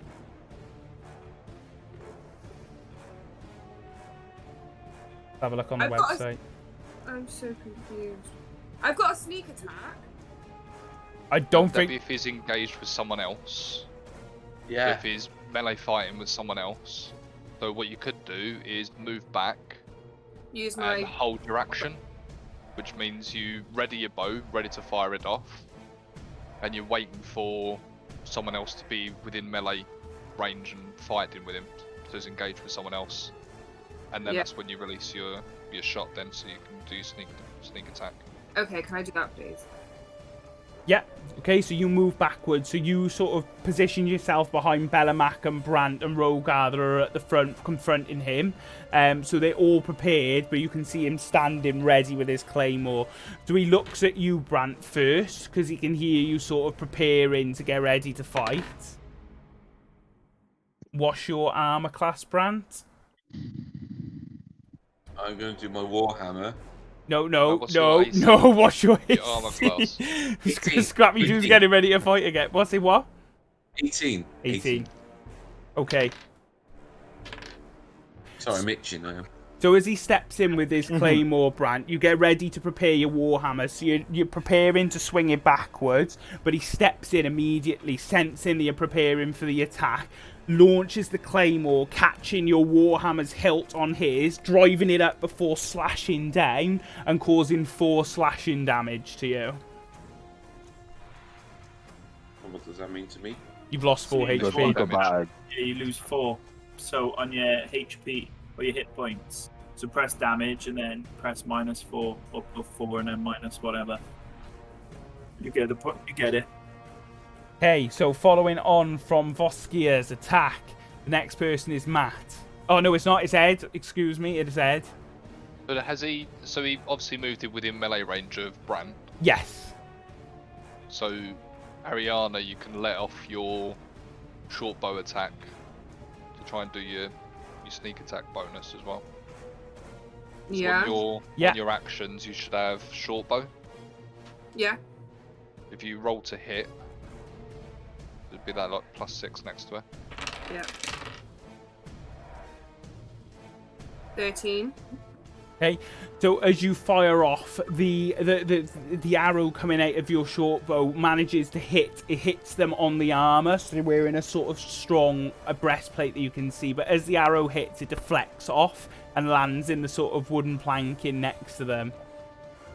Lucky. Brilliant. That's what that means. Do 0 damage. Captain Sylvester, what would you like to do? Right, so where am I? How close am I? Alright, cool. So I've got throwable daggers, 2 of them, and I'm gonna do my bonus action of 2 weapon fighting to throw both of them in one go. Do it. Ooh.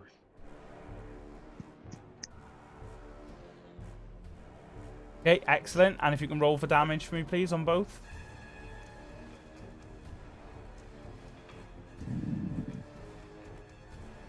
Brilliant. Is that dagger 1 or is that both daggers?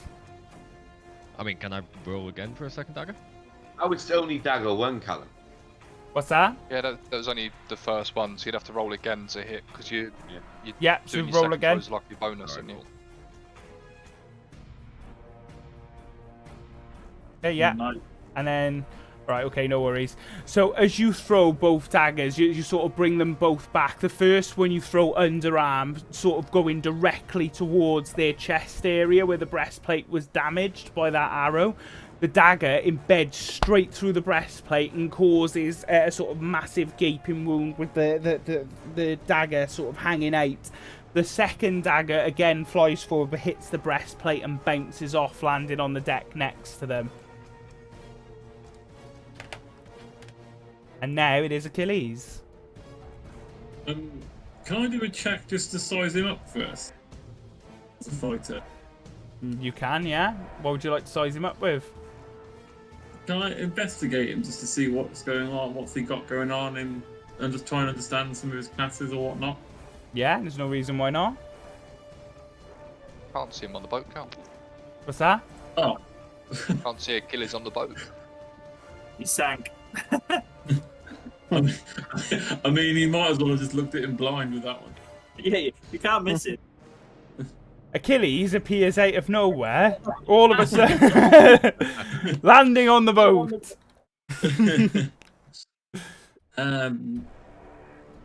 So obviously, because he can't see anything, he wants to, in true fighter style, just kind of, he's been quite aggressive to some of his parts, he just thrusts at him with his spear. Okay, so are you trying to damage, or are you just trying to intimidate with that spear thrust? No, I'm gonna. If he's threatened to kill me and my party, I'm going in. So I'm gonna try and kill him. All right, go for it then. Go for damage, or go for a hit first, and then go for damage if you're successful. Okay, yeah. Oosh. And then.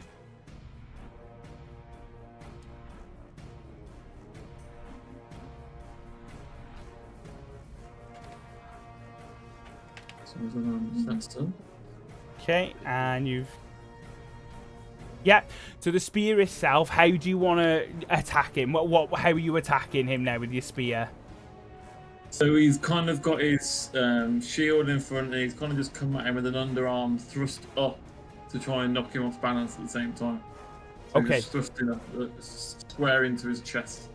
Okay, so as you step underneath, so he's brought his claymore forward, expecting you. So you've sized each other up, looking in your eye. He recognises what you are, so he's sizing you up. His claymore is held directly in front of him at sort of an oblique angle, as if he's preparing to parry. So as you go forward, you feint first, going above hand, and he goes to deflect it by bringing the claymore up. But as he brings the claymore up, you immediately drop the spear into your other hand. and thrust up with your shield held against your arm. So as you thrust up with the spear and the shield on your arm, it breaks into the breastplate just below the sort of armpit area, severing some of the connections and the links and causing a massive gash to appear. But as the spear passes through, the shield comes up then and clatters underneath their arm, sort of causing a fracture to happen. So you hear a massive crack and the arm sort of comes down and is holding a bit limp to his side. Good effort. Hey. So, Can I use my action surge as well to go again at him? I don't think you can you? Can he? Then he can. Yeah, that's what it is. Action surge basically means that you regain your action, so you can use it to attack again. Because I've seen that I've injured him. He wants to keep going in. Go for it. I'll use that, and then I'll go again. Okay, you want to roll for attack again? Yep. Okay, and damage. Fucking elite training's coming into play, you know? Yeah. What's going on with your score? Okay, how do you want to attack him? So you've just sort of caused a fracture in his left arm, or his right arm, sorry. I continue to focus on a weak area and go for the is it the left arm you've got? The right arm. So it's his right arm. So I continue to try and take his right arm off. That arm just changed because Callum just changed arms. It's not. It's because I realised where he was standing in relation to him on the ship.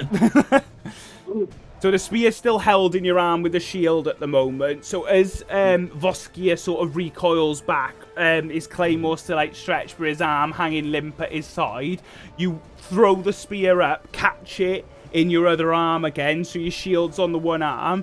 You bash at his arm, causing him to stumble backwards. And his arm is beginning to sort of, you can see the tension and the pressure. You spear up, so the spear point and its tip tears through all the muscle and the sinew on his one arm, ripping and shredding it to pieces. It hits, you can feel the impact as the bone begins to shatter in his arms. You can feel the sort of grating and the strike, and it comes apart. His arm just falls uselessly to his side, and the claymore is now held only in his left arm. Wait, this claymore drops, blow up? What's that? This claymore, when it drops, will it blow up? It's not No, a it's claymore. You're not walking around with Just us. runs onto the ship, huge prone, like. Where do I put this to? Where do I put it? You're down, you dickhead. That's amazing. Right. He's just walking around like sorry. I can't even laugh. I'm sorry. 3 times as tall as me, but fucking twice as stupid. Do you know what the crazy thing is? Like this in his hands. Wait. You've got to understand. I'm confused as to what it is. Wait, you've got to understand that up until this point, what Jess has envisioned in her head is this massive guy in armour is walking around with a claymore held like this, getting ready to go. Yeah, well, my favourite thing is you said it. were describing him parrying with a claymore. This is a representation. Yeah, it's a claymore. Big sword. Also known as, like, was it? Well, that's actually an arming sword. Just think of that, but like 10 times bigger, and you have to hold it with 2 hands. Hang on, how do I spell it? Claymore. Okay. I feel how you felt it. So the next person to take their turn is Brant. So you're still reeling back after taking the slashing damage on your chest. So what do you want to do, Brant? Warhammer, isn't it? Warhammer. Warhammer. All right. How you? Right. Okay. So tell me then. Roll for your attack to see if you beat his armor class.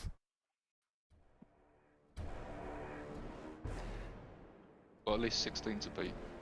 Okay. So how are you going to attack him with your warhammer? I'm gonna bring it to his neck. Okay. So like in an upwards motion with your warhammer, yeah. Okay, so as you step forwards, you've got the warhammer held in both hands now. So your aim is to use the flat top of the warhammer to hit him underneath the chin and force him backwards, yeah? So you step forward, you swing upwards with all of your force. The warhammer misses into thin air and you sort of stumble forward instead. That's my life. Yeah, can I carry on? Belamac? Yo, okay. So, is one of Captain Sylvester's daggers still in him at all? It is. It's still held in his breastplate. Sick. I'm going for that. I'm gonna smash it into his chest even more if I can. Right, okay, yeah. So if you want to attack for me. What am I rolling for attack again? Is it dexterity? Nope. No. Roll to hit. Sorry. Roll to hit. 1 sec.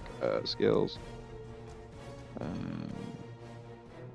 So in the background, you can hear a faint shriek off in the background from the main deck. Jess is dying at the moment. I don't know why Jess is dying so much, but... Sorry, Grant, just send me Still over the claymore. just looking at. You understand now? Sorry. Yeah? Not what I envisioned at all. Sorry, Carl. I've had a mind blank. What am I rolling again? For hit, huh? Yeah. No, as in like. What's the skill called? You're awake. So are you, Yeah, I am. sounds like a work You're like me conversation. last week. You want to give him a So hand? are you using your weapon to hit the dagger, or are you looking to like? Yeah, Just no, I'm using grab- my weapon to hit the dagger. Sorry. Oh, so just next to your weapon, you'll have like a 2 hits. Yeah, sorry. I completely had a mind blank and what I was looking at. There we go. I got it. Go into the game log a minute. It's like, oh, yeah, so no. are you just using your weapon, or are you? Benamax, seeing as your brain doesn't seem to be working, if it doesn't hurry up quickly and do a roll, I'm going to put it at a disadvantage for you to move in too slowly. Yeah, I know. I'm doing it now. There we go. Oh my fuck's sake! 4 + 4, I got 8. Okay, so you swing the weapon wildly forward, swinging upwards in an arc rather than directly forward as you should do to knock the dagger directly into the chest. Instead of hitting the dagger further in, what you actually end up doing is catching it with the end of your greatsword and forcing it out of his breastplate instead. Right. Okay. Whoa. Hey, Zavros, it's you now.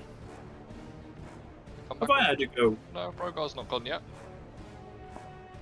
Yeah, Carl. Oh, wait a minute. Wait a minute. Yeah, Rogar, go for it. Oh, cheers, thanks. Sorry. Always left out me. Right, okay, so I am going to use my javelin and just launch it for his head. I have rolled 20. Okay, what, a natural 20? 14 plus 6. 14 plus 6, okay. And then if you can roll for 30, 20, damage. that's called. A dirty 20. I'll have that. Damage is... Oh, fuck no. 6. Okay, so you fly the javelin forward and you're aiming for his head, yeah? Yeah. Okay, so he's got a helmet on that covers most of his sort of main facial area. So you throw the javelin forward and it is heading for his head, but he sort of moves slightly at the side at the moment. So rather than going straight into his face, it catches on one of the cheek plates, causing it to tear off and causing a massive gash along his eye there. Have that. Okay, Zavros, it's now you. I'm just double checking. Oh no, because that's concentration, so it will drop. Alright, cool. I was like, oh, can I just stack this and this? No, because it's the wrong way around. Alright, cool. I'll just go for my my normal Eldritch Blast then. Okay, yeah, if you want to fire for me. Oh! Natural 20 for a 26. Natural 20. Okay, and damage? Oh, I don't like the way D&D Beyond does their things. It doesn't double the dice roll, it just doubles the dice. A 20, is a 20 just... It's critical. It's critical, isn't it? Yeah. Yeah, so like normally we would just roll like your normal damage and then double all your dice up, but Yeah. D&D does it so instead of like 1d10, it does 2d10. You Yeah. could roll like a 10 and a 1. So yeah, 11 damage. And then, oh sorry, I've also got, because of the hex, it does another... Come on, dickhead. Okay, go on. Where's it gone? This will be doubled because of the crit as well. So that'll be an extra 6 damage on top of that. Do how much in total?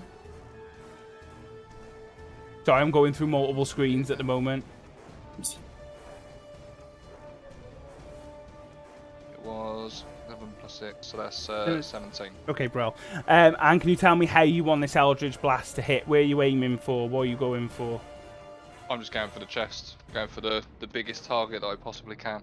Okay, so the Eldritch Blast, you're standing sort of further back. You can see his arm hanging limply by, and there's a massive gaping hole where his chest was, where that breastplate was, with a gap where the dagger used to be. The Bellamac is now knocked out. Seeing that opportunity open up, you begin to sort of have this crackling that begins in your hands, and you start to put all of your force and power into it. As it's at its most powerful, your arms shaking, you unleash it forward, flying across the main deck. The deck underneath where the spell cast begins to sort of splinter and shake, and sparks begin to come off it, causing rents and cracks in the wood. It hits straight on that dent where that dagger used to be, causing the metal armor and the plating to shatter and disintegrate on him. He moves backward, sort of shocked by the sheer force of the attack. I'll just shout out, alright honey? That's it. That's it, alright honey? Yeah, just So- trying to goad him. Ariana, your turn. I'm Just gotta sorry. stop laughing first. Everyone keeps messaging me now. I feel like an idiot. Not like it's recorded, don't worry. Just a quick question. Grant, I have the ability to edit what's in people's inventories, don't I? Yes. I do, don't I? Mm-hmm. How do I do it? Right. Where are we? How's he doing at the moment? Okay. He's doing Yeah, alright. how's he looking? How's he looking? Hang on. I've got to do something in the background a minute. Oh, That's spooky days. No, this seems is... to be- Can nobody clip that either, please? Because that's horrendous. Can you imagine this battle happening in real time rather than taking turns? It'd be so much more epic because it would literally be big guy jumps on ship, we take off his arm, we chuck knives at him. Do you know what I mean? It all just goes. Can you imagine if you jumped on with a fucking claymore like that, though, holding it? Yeah, I've No, just got that's- this. Yeah. Just to clarify, this is what what Grant was showing, and that's exactly what Jess thought he was holding. Oh, Yeah, but like Brad said, Fairness. the guy's 3 times bigger than me, so this claymore would be like be like. Right, but in fairness, you put me first, and that was what was going through my head. So I don't want to knock it out of his hand in case it explodes.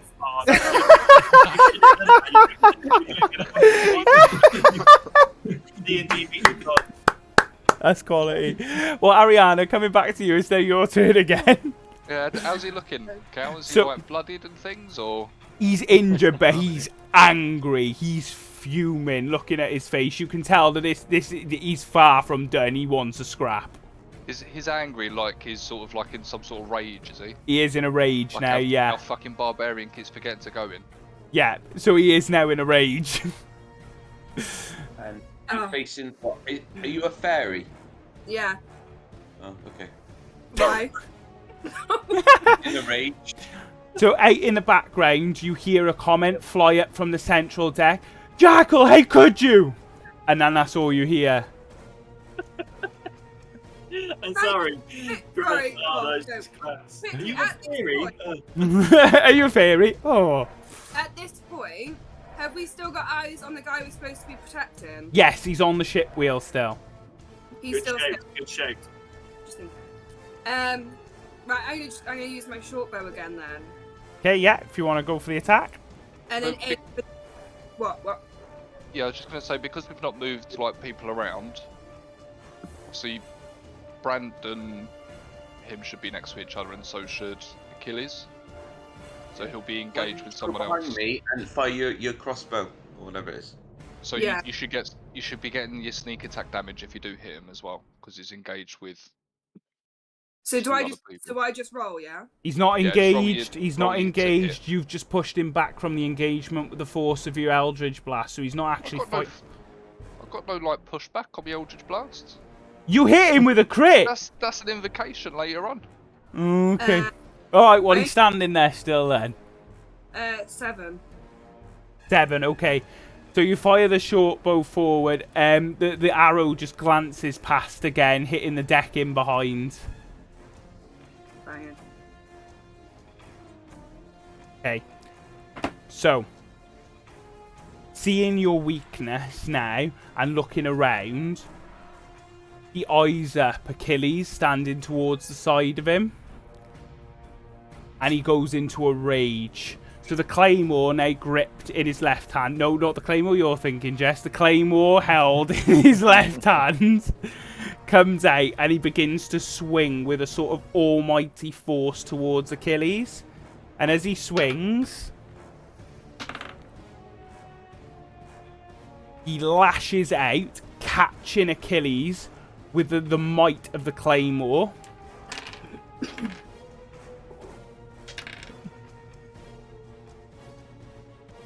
The claymore itself comes swinging down. First, on the first pass, it slaps into your shield.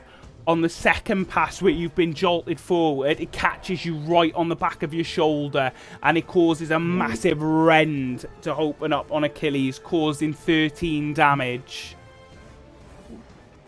Ouch. Sorry, I was. Achilles is so confused by the attack that he doesn't know what's happening right now. That was bullshit.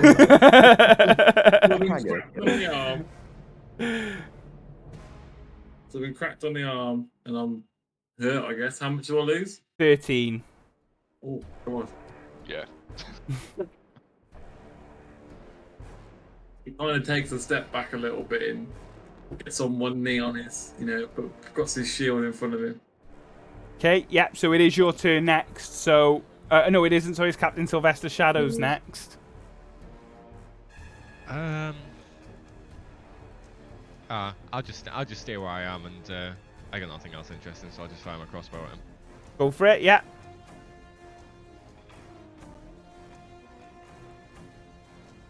Yeah, and damage. Nice. How do you want to fire it? So my dagger's come out of his chest, so I'm assuming there's still a gap in his breastplate. His breastplate's been disintegrated, mate. All right, fuck it, straight at his chest, right where my dagger hit earlier. Okay, so as you fire, the crossbow bolt leaves with a twang sound. It flies straight and true across the decking, following the path that the Eldritch Blast took earlier. So there's sort of rends and sort of splintered wood as it passes by. Hits straight in the chest, burying deep, and you can hear a sort of crack and a rending as some of the rib cage breaks. Oh, yeah. Okay, and now it's Achilles. Does my second wind count as my action? Or was it a bonus action? It's a bonus action. So I can attack and then use that? Yeah, you only get so many per long rest. Yeah, no, that's fine, I get that. I can only use it once, but this guy's obviously a badass. So. Achilles gets up off his face, looking at obviously his right arm battered, and then he just goes in again for the same spot where the bolt just hit with his spear, and another thrust forward. Go for the attack, yeah.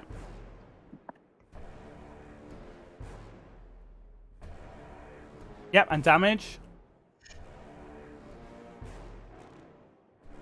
Yeah. So the bolt, the quarrel is currently sticking out of the chest where you can see just looking past. So there's a rend there, there's burns and there's scar tissue all around, all over the chest. and the quarrel sticking out. You can see from where the wrens are and the burnt-ish and flesh, you can see broken bits of white bones sticking out of that chest cavity. So you step in underneath the Claymore's guard as it comes to swing back again, and thrust upwards. The spear hits right where the quarrel is, and they split into each other. The bones and the sort of shards there loose open, and his entire chest cavity sort of opens, so his lungs are exposed. He's panting deeply now, but he's still standing. So as I step back, I will use my second wind to gain health. That's all right. So Yeah. I've got to roll 1d10. Go for it. 2 HP. So where's my on?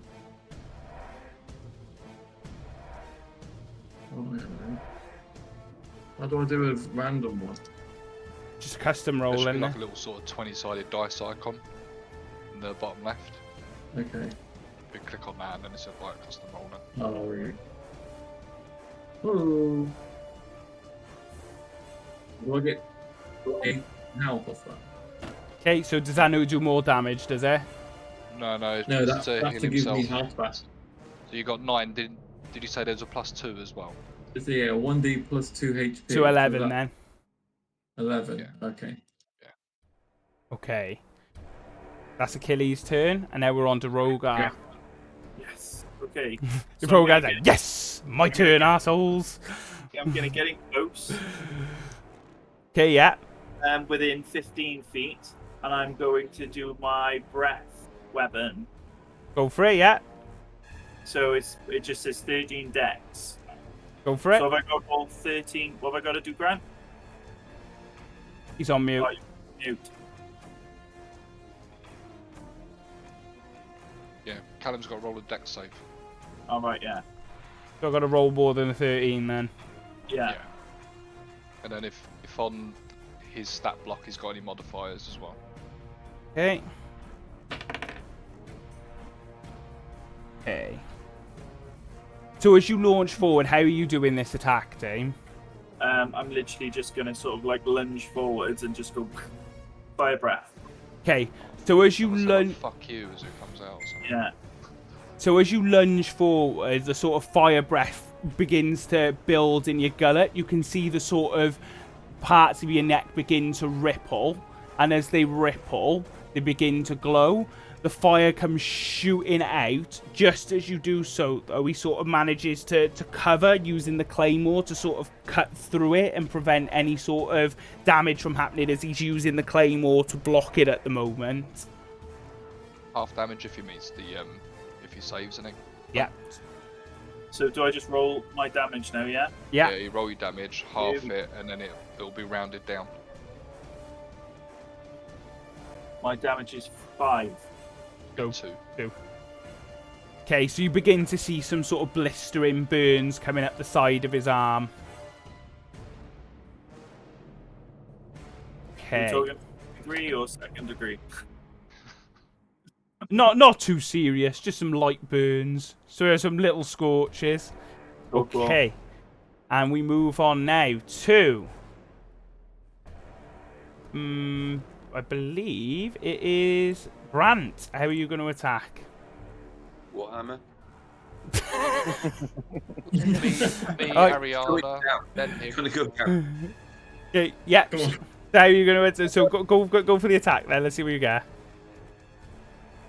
I'm aiming for the head. Aiming for the head. Took Thor's advice, yeah. Okay, and roll for damage. Oh no, No, no, you. I'll do that. Oh, Well, I mean, Oh, And that was the hit then. yeah, either way, he's it. Okay. Huh? You roll for damage. Roll your damage, mate. You haven't done 23 damage. I know, I haven't. No. I haven't rolled for any damage when I've done my turns. Damage Yeah, too. me. Alright, we're next to it. Okay. Yeah, you've hit him, but you've not rolled for damage. It's 2. I got 2. Can I pick either one? What do you mean? No, so Okay. both your rolls were to hit. Both of them hit. You only do So, one. There we go. That's it. 8. Okay, so the Warhammer comes cruising in for the head, swung backwards with a mighty force. The wind whistles as the Warhammer swings straight for Voskia's face on the exposed sort of chest plate where that cheek piece had been destroyed earlier, and there's that cut. So you hit and cause a fracture to appear underneath the eye, and his eye becomes swollen. That's it. Bellimac, your turn. Hello. So, Me and Ariana have skipped out, guys, mind. And so's Voskia. What's that? So after Rogar, things like me, Ariana, Voskia, and then it continued back round, didn't it? Yeah, so it's gone back in a circle, so it'd be you after Bellimac. Oh, okay, cool. so I really like to kill this guy. Long-winded, this, isn't it? all the hits he's taken, I suppose he's not dead already, to be honest. And you're moaning. Stop moaning, Ben. Where's a demigod? You gotta think about the big guy. Big guy. Big guy, strong constitution. Harry, what do you want to do? So I'm gonna drop to my one knee and swing my sword and wanna hit him straight on the knee, like on the kneecap, or try and hit him through the kneecap. Go for it, yeah. Roll for attack. Oh, for fuck's sake! Okay. 9. So, Bellimac Your mum. preps up, and he's got his great sword in his hand. So he takes one step forward, thud on the deck. And as he goes down onto one knee, he swings backwards. And as he swings, he misses and just keeps going and keeps spinning with it until he's facing the complete opposite direction and is actually looking at the back gangplank. Now he's just done this and just spun in a circle instead on his knees in the middle of the deck. Davros, your turn. Dice is against me, yeah. So I'll just use like a free action right now to remind Harry that he's playing a barbarian who has rage and reckless know. attack, which means that you can attack with advantage. True. And then for my go, I'll go. Harry's put himself at a permanent disadvantage this whole game by being tired because he's not realising any of this. No, I remembered the rage, but I thought you had to be at the start of the battle, couldn't be in the middle of the battle. No, wait, you can do it. It's just a bonus action. So Ah, any of right, your okay, turns you that's can no. rage.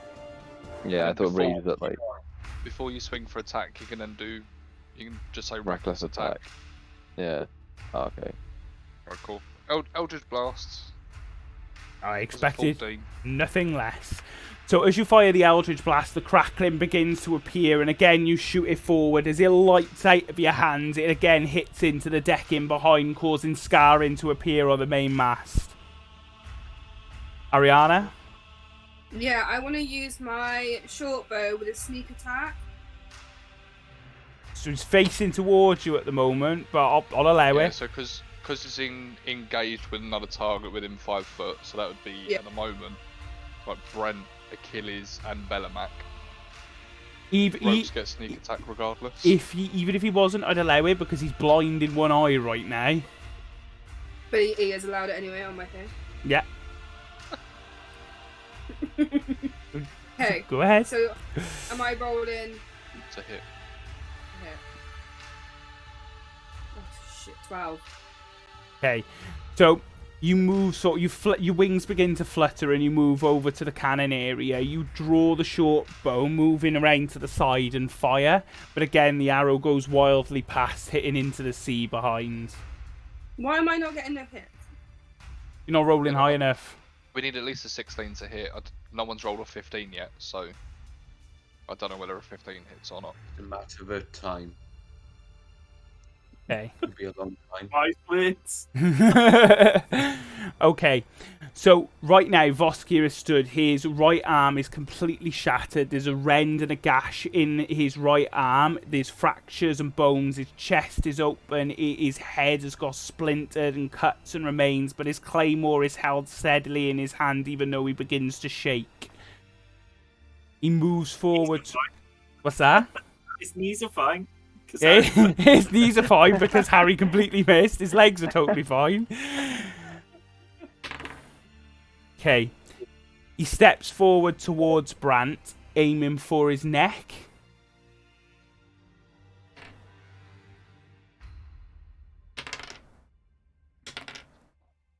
So the claymore comes out, picks up, swings back, and comes down with mighty force. As the blade hits into Brant's neck, a massive searing gash causing 14 damage appears.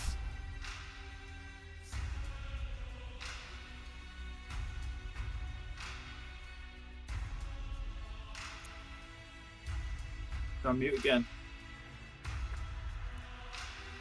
Brent apparently doesn't look worried whatsoever. Brant doesn't appear to be worried.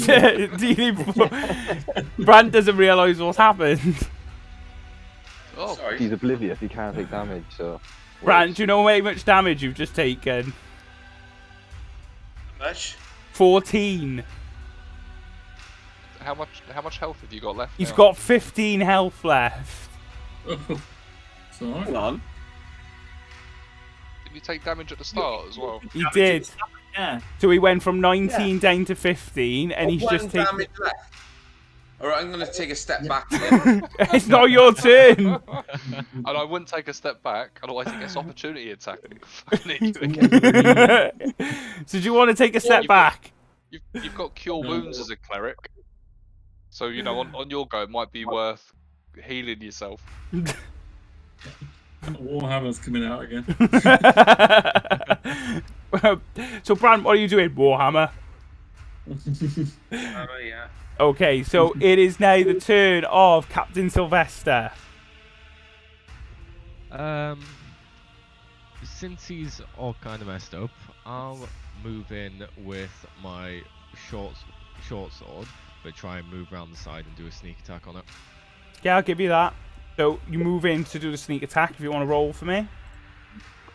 What am I rolling to hit to start with? Yeah.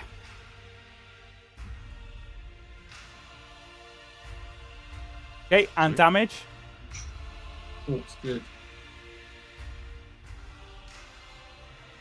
Okay, so how do you want to attack? How do you want this to hit?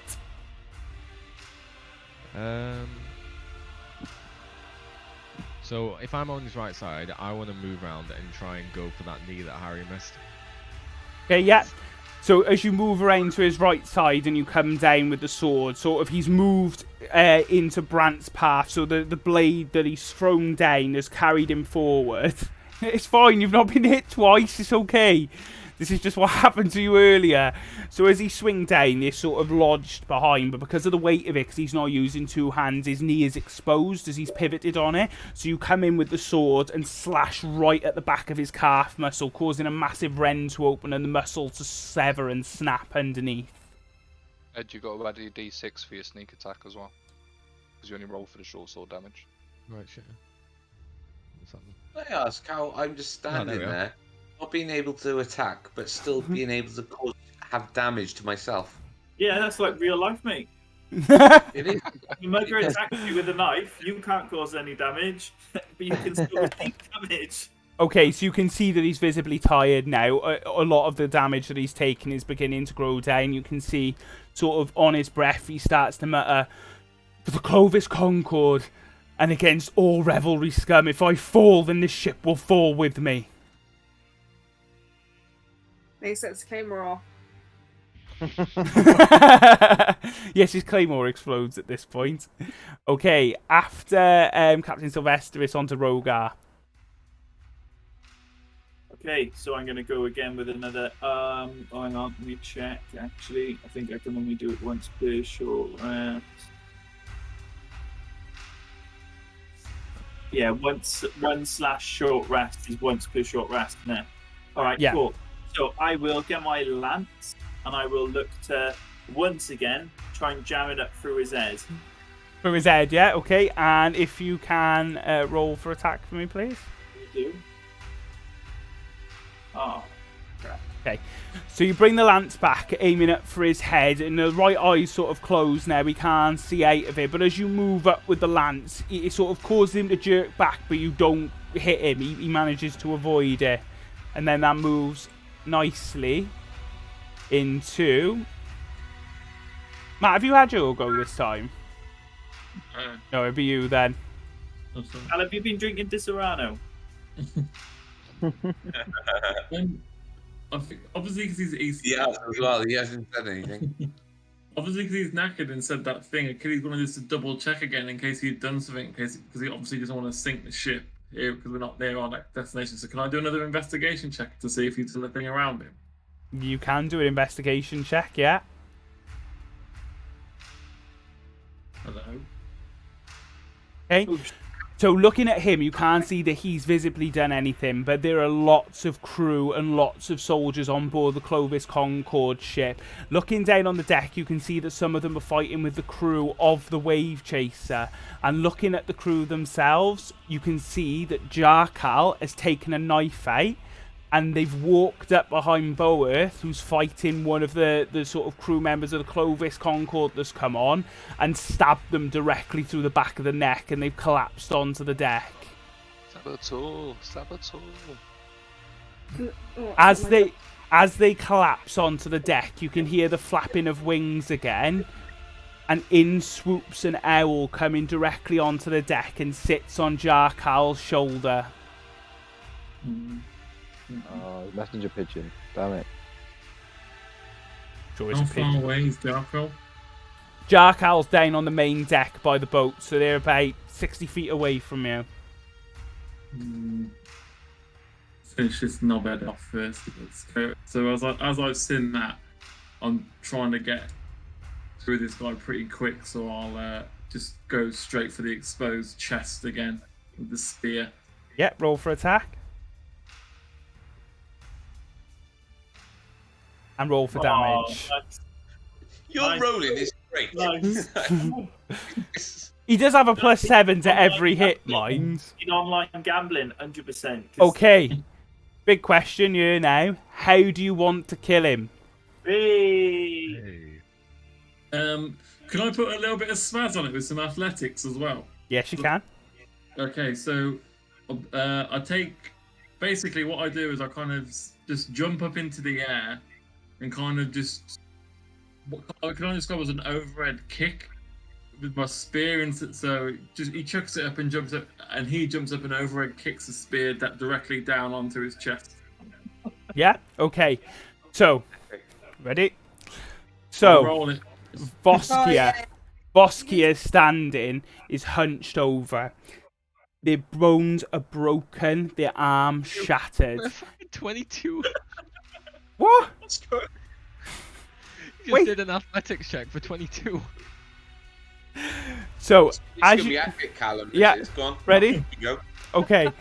So the eye gaping, the skin sort of tearing away and flapping. You can see the loose fluid of liquid pouring from the remnants of the eye as it drips down their cheek. Their exposed chest cavity, you can see the lungs rising and falling in their chest with the panting of their breath. Out steps Achilles, looking towards Voskia as he stands on the main deck. First, the left foot comes forward, followed by the right, and as the speed increases, he runs across the deck, throwing his spear into the air as he jumps and leaps from his left foot. He comes up spinning in the air, and in slow motion you see as his boot connects with the end of the spear, flying it straight forward. You can see that there's a small remnant of ribcage still remaining, defending what's left of the heart. As the spear comes flying forward, the part of the ribcage shatters under the impact. The blood vessels begin to burst, and blood spurts from his mouth. The spear was driven with such a force and such a power that not only did it pierce through, it attacks and pushes through the spinal column, severing it and almost causing the body to erupt into two separate pieces. The front part of the body, standing stock still, begins to move forward, collapsing in a bloody mess onto the ground. The bottom half of the body, carried by the sheer weight of the spear driven forward, is carried backwards, lodging into the deck. The legs still twitching and moving. The mouth of what was Voskia laugh, moving slowly, as if one last word to escape his lips dies on his breath. Carlsberg don't do D&D characters, but if they did, as he lands though, he kind of turns to everyone and just goes, How fucking efficient was that? What you training did you do for that? He puts his thumbs up like. On there now, right? What's that? You said there's loads of people fighting on the ship now, yeah? There is. Where's the guy Yeah, that's, Hemley. that we need to look after? Heidel's still on the wheel at the moment. However, they've now got the bloodied remains of 2 twitching legs next to them, and they're trying not to look at it, but they're not doing a very good job. Down on the deck, this is what you see, and this is where we're going to end our campaign for today. But this is what you're going to see on the deck.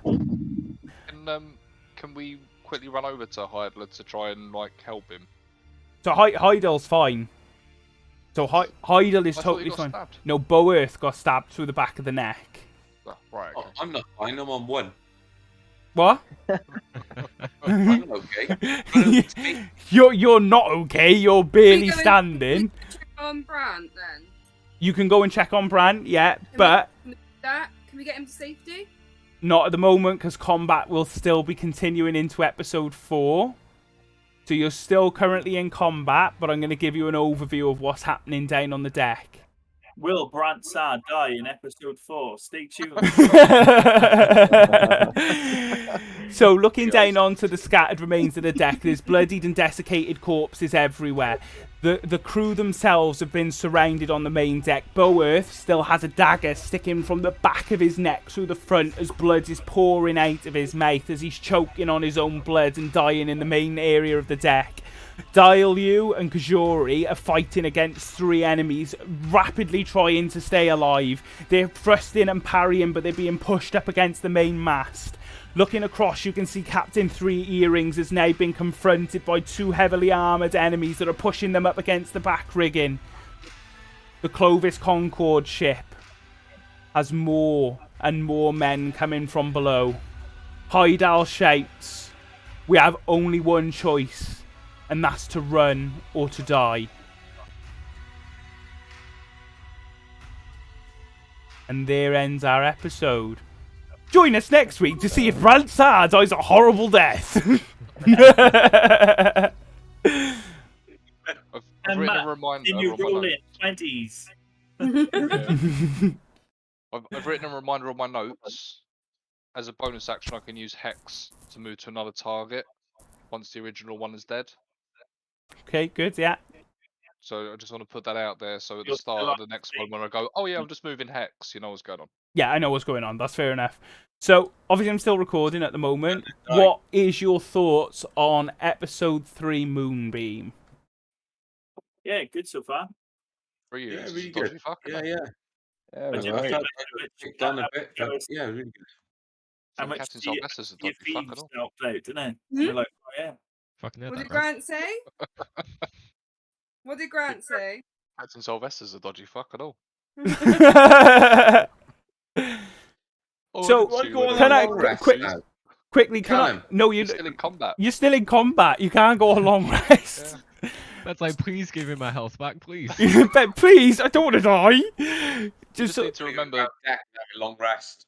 That's what you get for taking your rest when you didn't really need to rest. You're like, I'm just for going to the rest sake now. of it. Right, You just so... need to remember that as soon as we start, your next go, cure wounds Yeah. on yourself to heal yourself, and maybe stay back a little bit so you can heal yourself again. So, quick Depending on how many spell slots you got left. quick Try question. and find that though, Grant.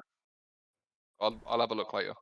Just a quick Alright. question from me then, Grant. If I have been asked to do something as a DM in the background by different characters, because I have had a couple of messages this game, Oh yeah, of course, yeah. Wonder who that was. am I able to reveal what those are, but your characters will not know? I mean, that's down to you, really, how you want to play it. How do you guys want to play it? Do you want to I'd know? rather not know. You'd Yeah, rather no, not that's know. fine. Okay, that's fair enough then. No, but the This is context. fucking Give a bit of fucking- context to The it. Yeah, dodgy if- ones. If it was a case of like, I'm gonna go up to Rogar, knowing that he's got money on him, and try and like Yeah. pickpocket him, then obviously Yeah. you're gonna have to ask me to roll like a sleight of hand, Yeah. and then at some point you're gonna have to turn around to Rogar and say, oh, "Can you just roll a perception check for me?" brilliant. and see whether it like meets. Definitely not bet. Wait. Rogar, can you What? roll a perception check for me, please? What now? Yes. What's the perception check for? Just roll it. You'll find out. Find out if you go all right or not. Will we find out at the end? Okay, Six. you don't perceive anything. Receive. You don't Like, perceive anything. Oh, But I receive. wasn't trying to perceive So anything. in like my example, so Yeah. say, you know, one of the rogues, for example, have turned around and said, I want to nick Rogar's money. Yeah. They've rolled a sleight of hand check and beaten that 6. You I don't got know, you. but you've got gold missing. So until a time where you go to use your gold, or I don't know, you fucking sat in bed, you're like, oh, I'm bored, I'll just count out how much money I got. You're not gonna know it's missing. Ask another question, Callum. Yes. So I'm just standing there. It's not my go. I still end up going on to a 1. How does that work? Right, Do you so roll You something? got attacked. yeah, Then Callum can choose to attack us. I play Yeah, every yeah. character that isn't you. Every other player I play. So do you roll something? Yeah. Look. Okay. Yeah, No, I just wondered. That's all. He rolls dice to see if it beats your armor class, but because I did Cal's not got know. access to all of our character sheets, Because already I've been know. on a low number before. I nearly died. This is the second time.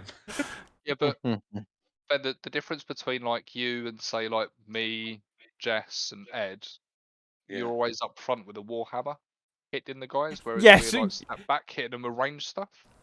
Yeah. Yeah. And So if you I always notice, go in with my sword at the end. I've got to play the characters realistic to what they are. So Voskia Larth as a character is a fanatic for the Clovis Concord. From his perspective, because he is a barbarian class, the reason that he targeted Achilles after Achilles did so much damage in the first place is if I was Voskia Larth, I would want to go for the character that's going to cause me the most damage and try and cause issue. So at that time, Achilles was that. You then became a problem because you warhammered my face, so you then became the target. What was you going to say? Sorry, well, I was just going to ask if he does get to, if you were to get to 0, is it just like you dead straight off? No, you'd have to do No, saving throws. Yeah, I Yeah, thought death that. save. I was just They have wondering to how shame, long. they've got to join every session, but they got to wear a hat saying dead. Yeah, no. So just so we're all aware, like death Yeah. saves, Okay. you don't have to roll consecutive. So the most amount of rolls you're going to do is 5. Sorry. So you need either 3 that are 10 or above for a save, or it'll be 3 that are 9 or below, which And then means you're that you're then dead. There are certain spells and things that can like resurrect or like revive you, but they come with like costs. So it'd be like a diamond that's worth 1,000 gold that gets consumed during the spell, stuff like that. Yeah. If you get a natural 20 on a death save, you're immediately up with 1 HP. If you roll a nat 1, you're gone. I need to clarify as well. You're probably all sat there thinking you wouldn't possibly kill us. I killed Kyle in the last campaign. So Yeah. I will kill your characters if they do legitimately die.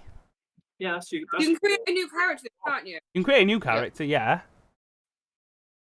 Thanks, Jess. Then they get to spend another 2.5 hours with you creating your character and I have to learn all backstory of your and stuff. backstory again. Yeah, but just imagine, right? You go on that thing, you order your little your character, you got your character, and you're like, wicked, I've got it set up, fucking dead the next day. You're like, oh, Could possibly put on a be me. shelf. Well, no, all you do is you create the brother/sister of your Oh. character that look identical, and then you can just use the same character model. That's a good show. Pretty much. No, Oh. the next session I got plans. I have. I got a few things that I've now looked at, and I got bonus Have you- actions and everything. Like, Don't Yeah, forget. If you make notes of these plans so that you remember next Yeah, so you time that remember we're playing next and you're time. having a drink. Right, I'm down, Ben. tonight I'm I shot my load What? on bonus actions. Just a quick one from me while I save this a minute. Let me just on. So just remember, you can message me. Don't message me on Discord, just purely because coming out of the chat means that I lose access to the stream. So if you're going to message me, I've got my phone next to me. So message me on my phone. I check it regularly. if you're looking to carry out an action of any kind against any of the party members, or if you're looking to do something that you don't want anyone else to know, or have a conversation that no one else knows about, message me and we'll do it. We still have the expelled chat underneath. So if it is a proper conversation you want to have, we can have a proper conversation in the expelled chat and then move back up. So, Cal, you're making us fight dirty even more. We've already understood that there's someone sneaky within the team. That's one. Yeah. So it's definitely not Ben. Grant said don't expose the situation. There's potential there. Jess was too busy laughing about a Claymore. Matt, questionable. So it's like Harry would. I didn't. Harry would and Ed defo. So my guess is Ed, Matt, and Grant. Yeah, Just the only thing that I could think of during the example was Yes, now she just when- raised her when we- eyebrows. She the- clearly did. the one thing that I could think of was when we first originally started saying, "Oh, shall we all play D&D?" And Ben had his first invite like 2-3 years ago.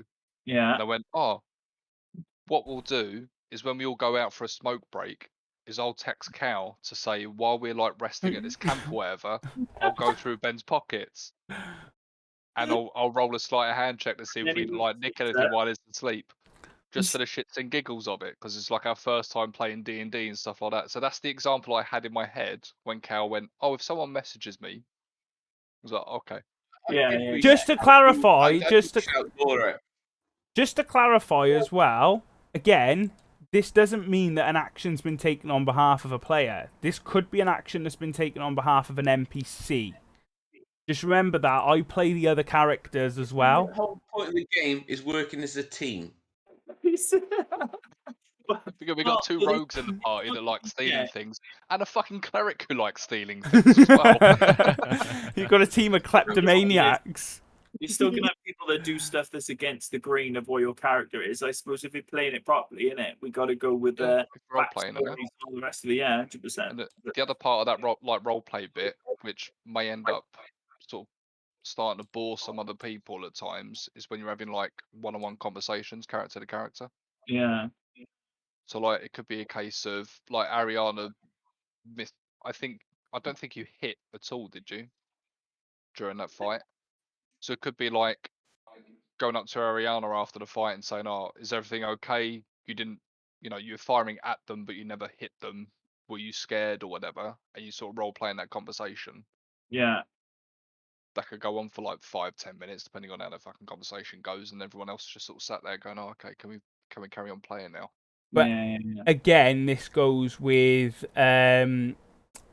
the sort of confidence of doing it. Now, I've just realised that when you watch this episode back, because mine and Ed's conversation was on Discord, you're going to be able to see what mine and Ed's conversation was anyway. So I may as well. Oh, okay, wicked. Start scrubbing. I may as well tell you what it is. So Ed. Oh wait! No. This is the conversation. Calm down. This is the conversation that Ed had with, and again, your characters don't know this, but you guys will. So, Ed had a conversation with Captain Three Earrings. The refugees that were on board the ship were sold into slavery, and Ed has pocketed a little pretty penny off the back of it. Okay. So Ed all right, started this whole conversation then, basically. Apologies, Ed is the one who went to you and said, "Can I do this on the sly without letting everyone else know?" Ed, did that happen or no? No. You didn't come to me and tell you that. What did I do? You came to me. I came to him, and I wrote him into the story by saying that Captain Three Earrings had already sent him ahead to sell all of the refugees into slavery. And I 100% agreed with it. And he 100% agreed with it, and he didn't argue against it. He got gold out of it, and he was laughing. Yeah, if any of mine goes missing, Ed's going to be coming after me. I'm going to be watching my pennies. Right then, I'm going to end the recording there. Thank you to whoever watches episode 3 Moonbeam, and we'll be back next Sunday for episode 4. Yeah, don't forget to comment to say whether you need Cal's descriptions of like the killing blow to be more gory or not. Yeah, do you want it to be more gory, or are we quite comfortable with the gore level that I've already achieved? than the ooze falling out of someone's fucking eye. I think you got the level quite right. I've done quite well with my descriptions of death. Yeah, it's good. Yeah. I've played enough Fallout, that's what it is. I said When when that Matt rolled a came 23, off, it was like I was 26. thinking, let's hear it. Just imagine Achilles going into VATS. Critical hit on the head, eyeball flying off. Oh, just a 23. Cal, you messaged me on Discord as well. I don't think I did. Not for what it was related to. No, I was separate. Sabotaging us. He's sabotaging us. I'm not sabotaging anyone. One, Callum. I wasn't even involved. But I know. I'm gonna end the recording here. Thank I you to really everyone. think- Subscribe and like.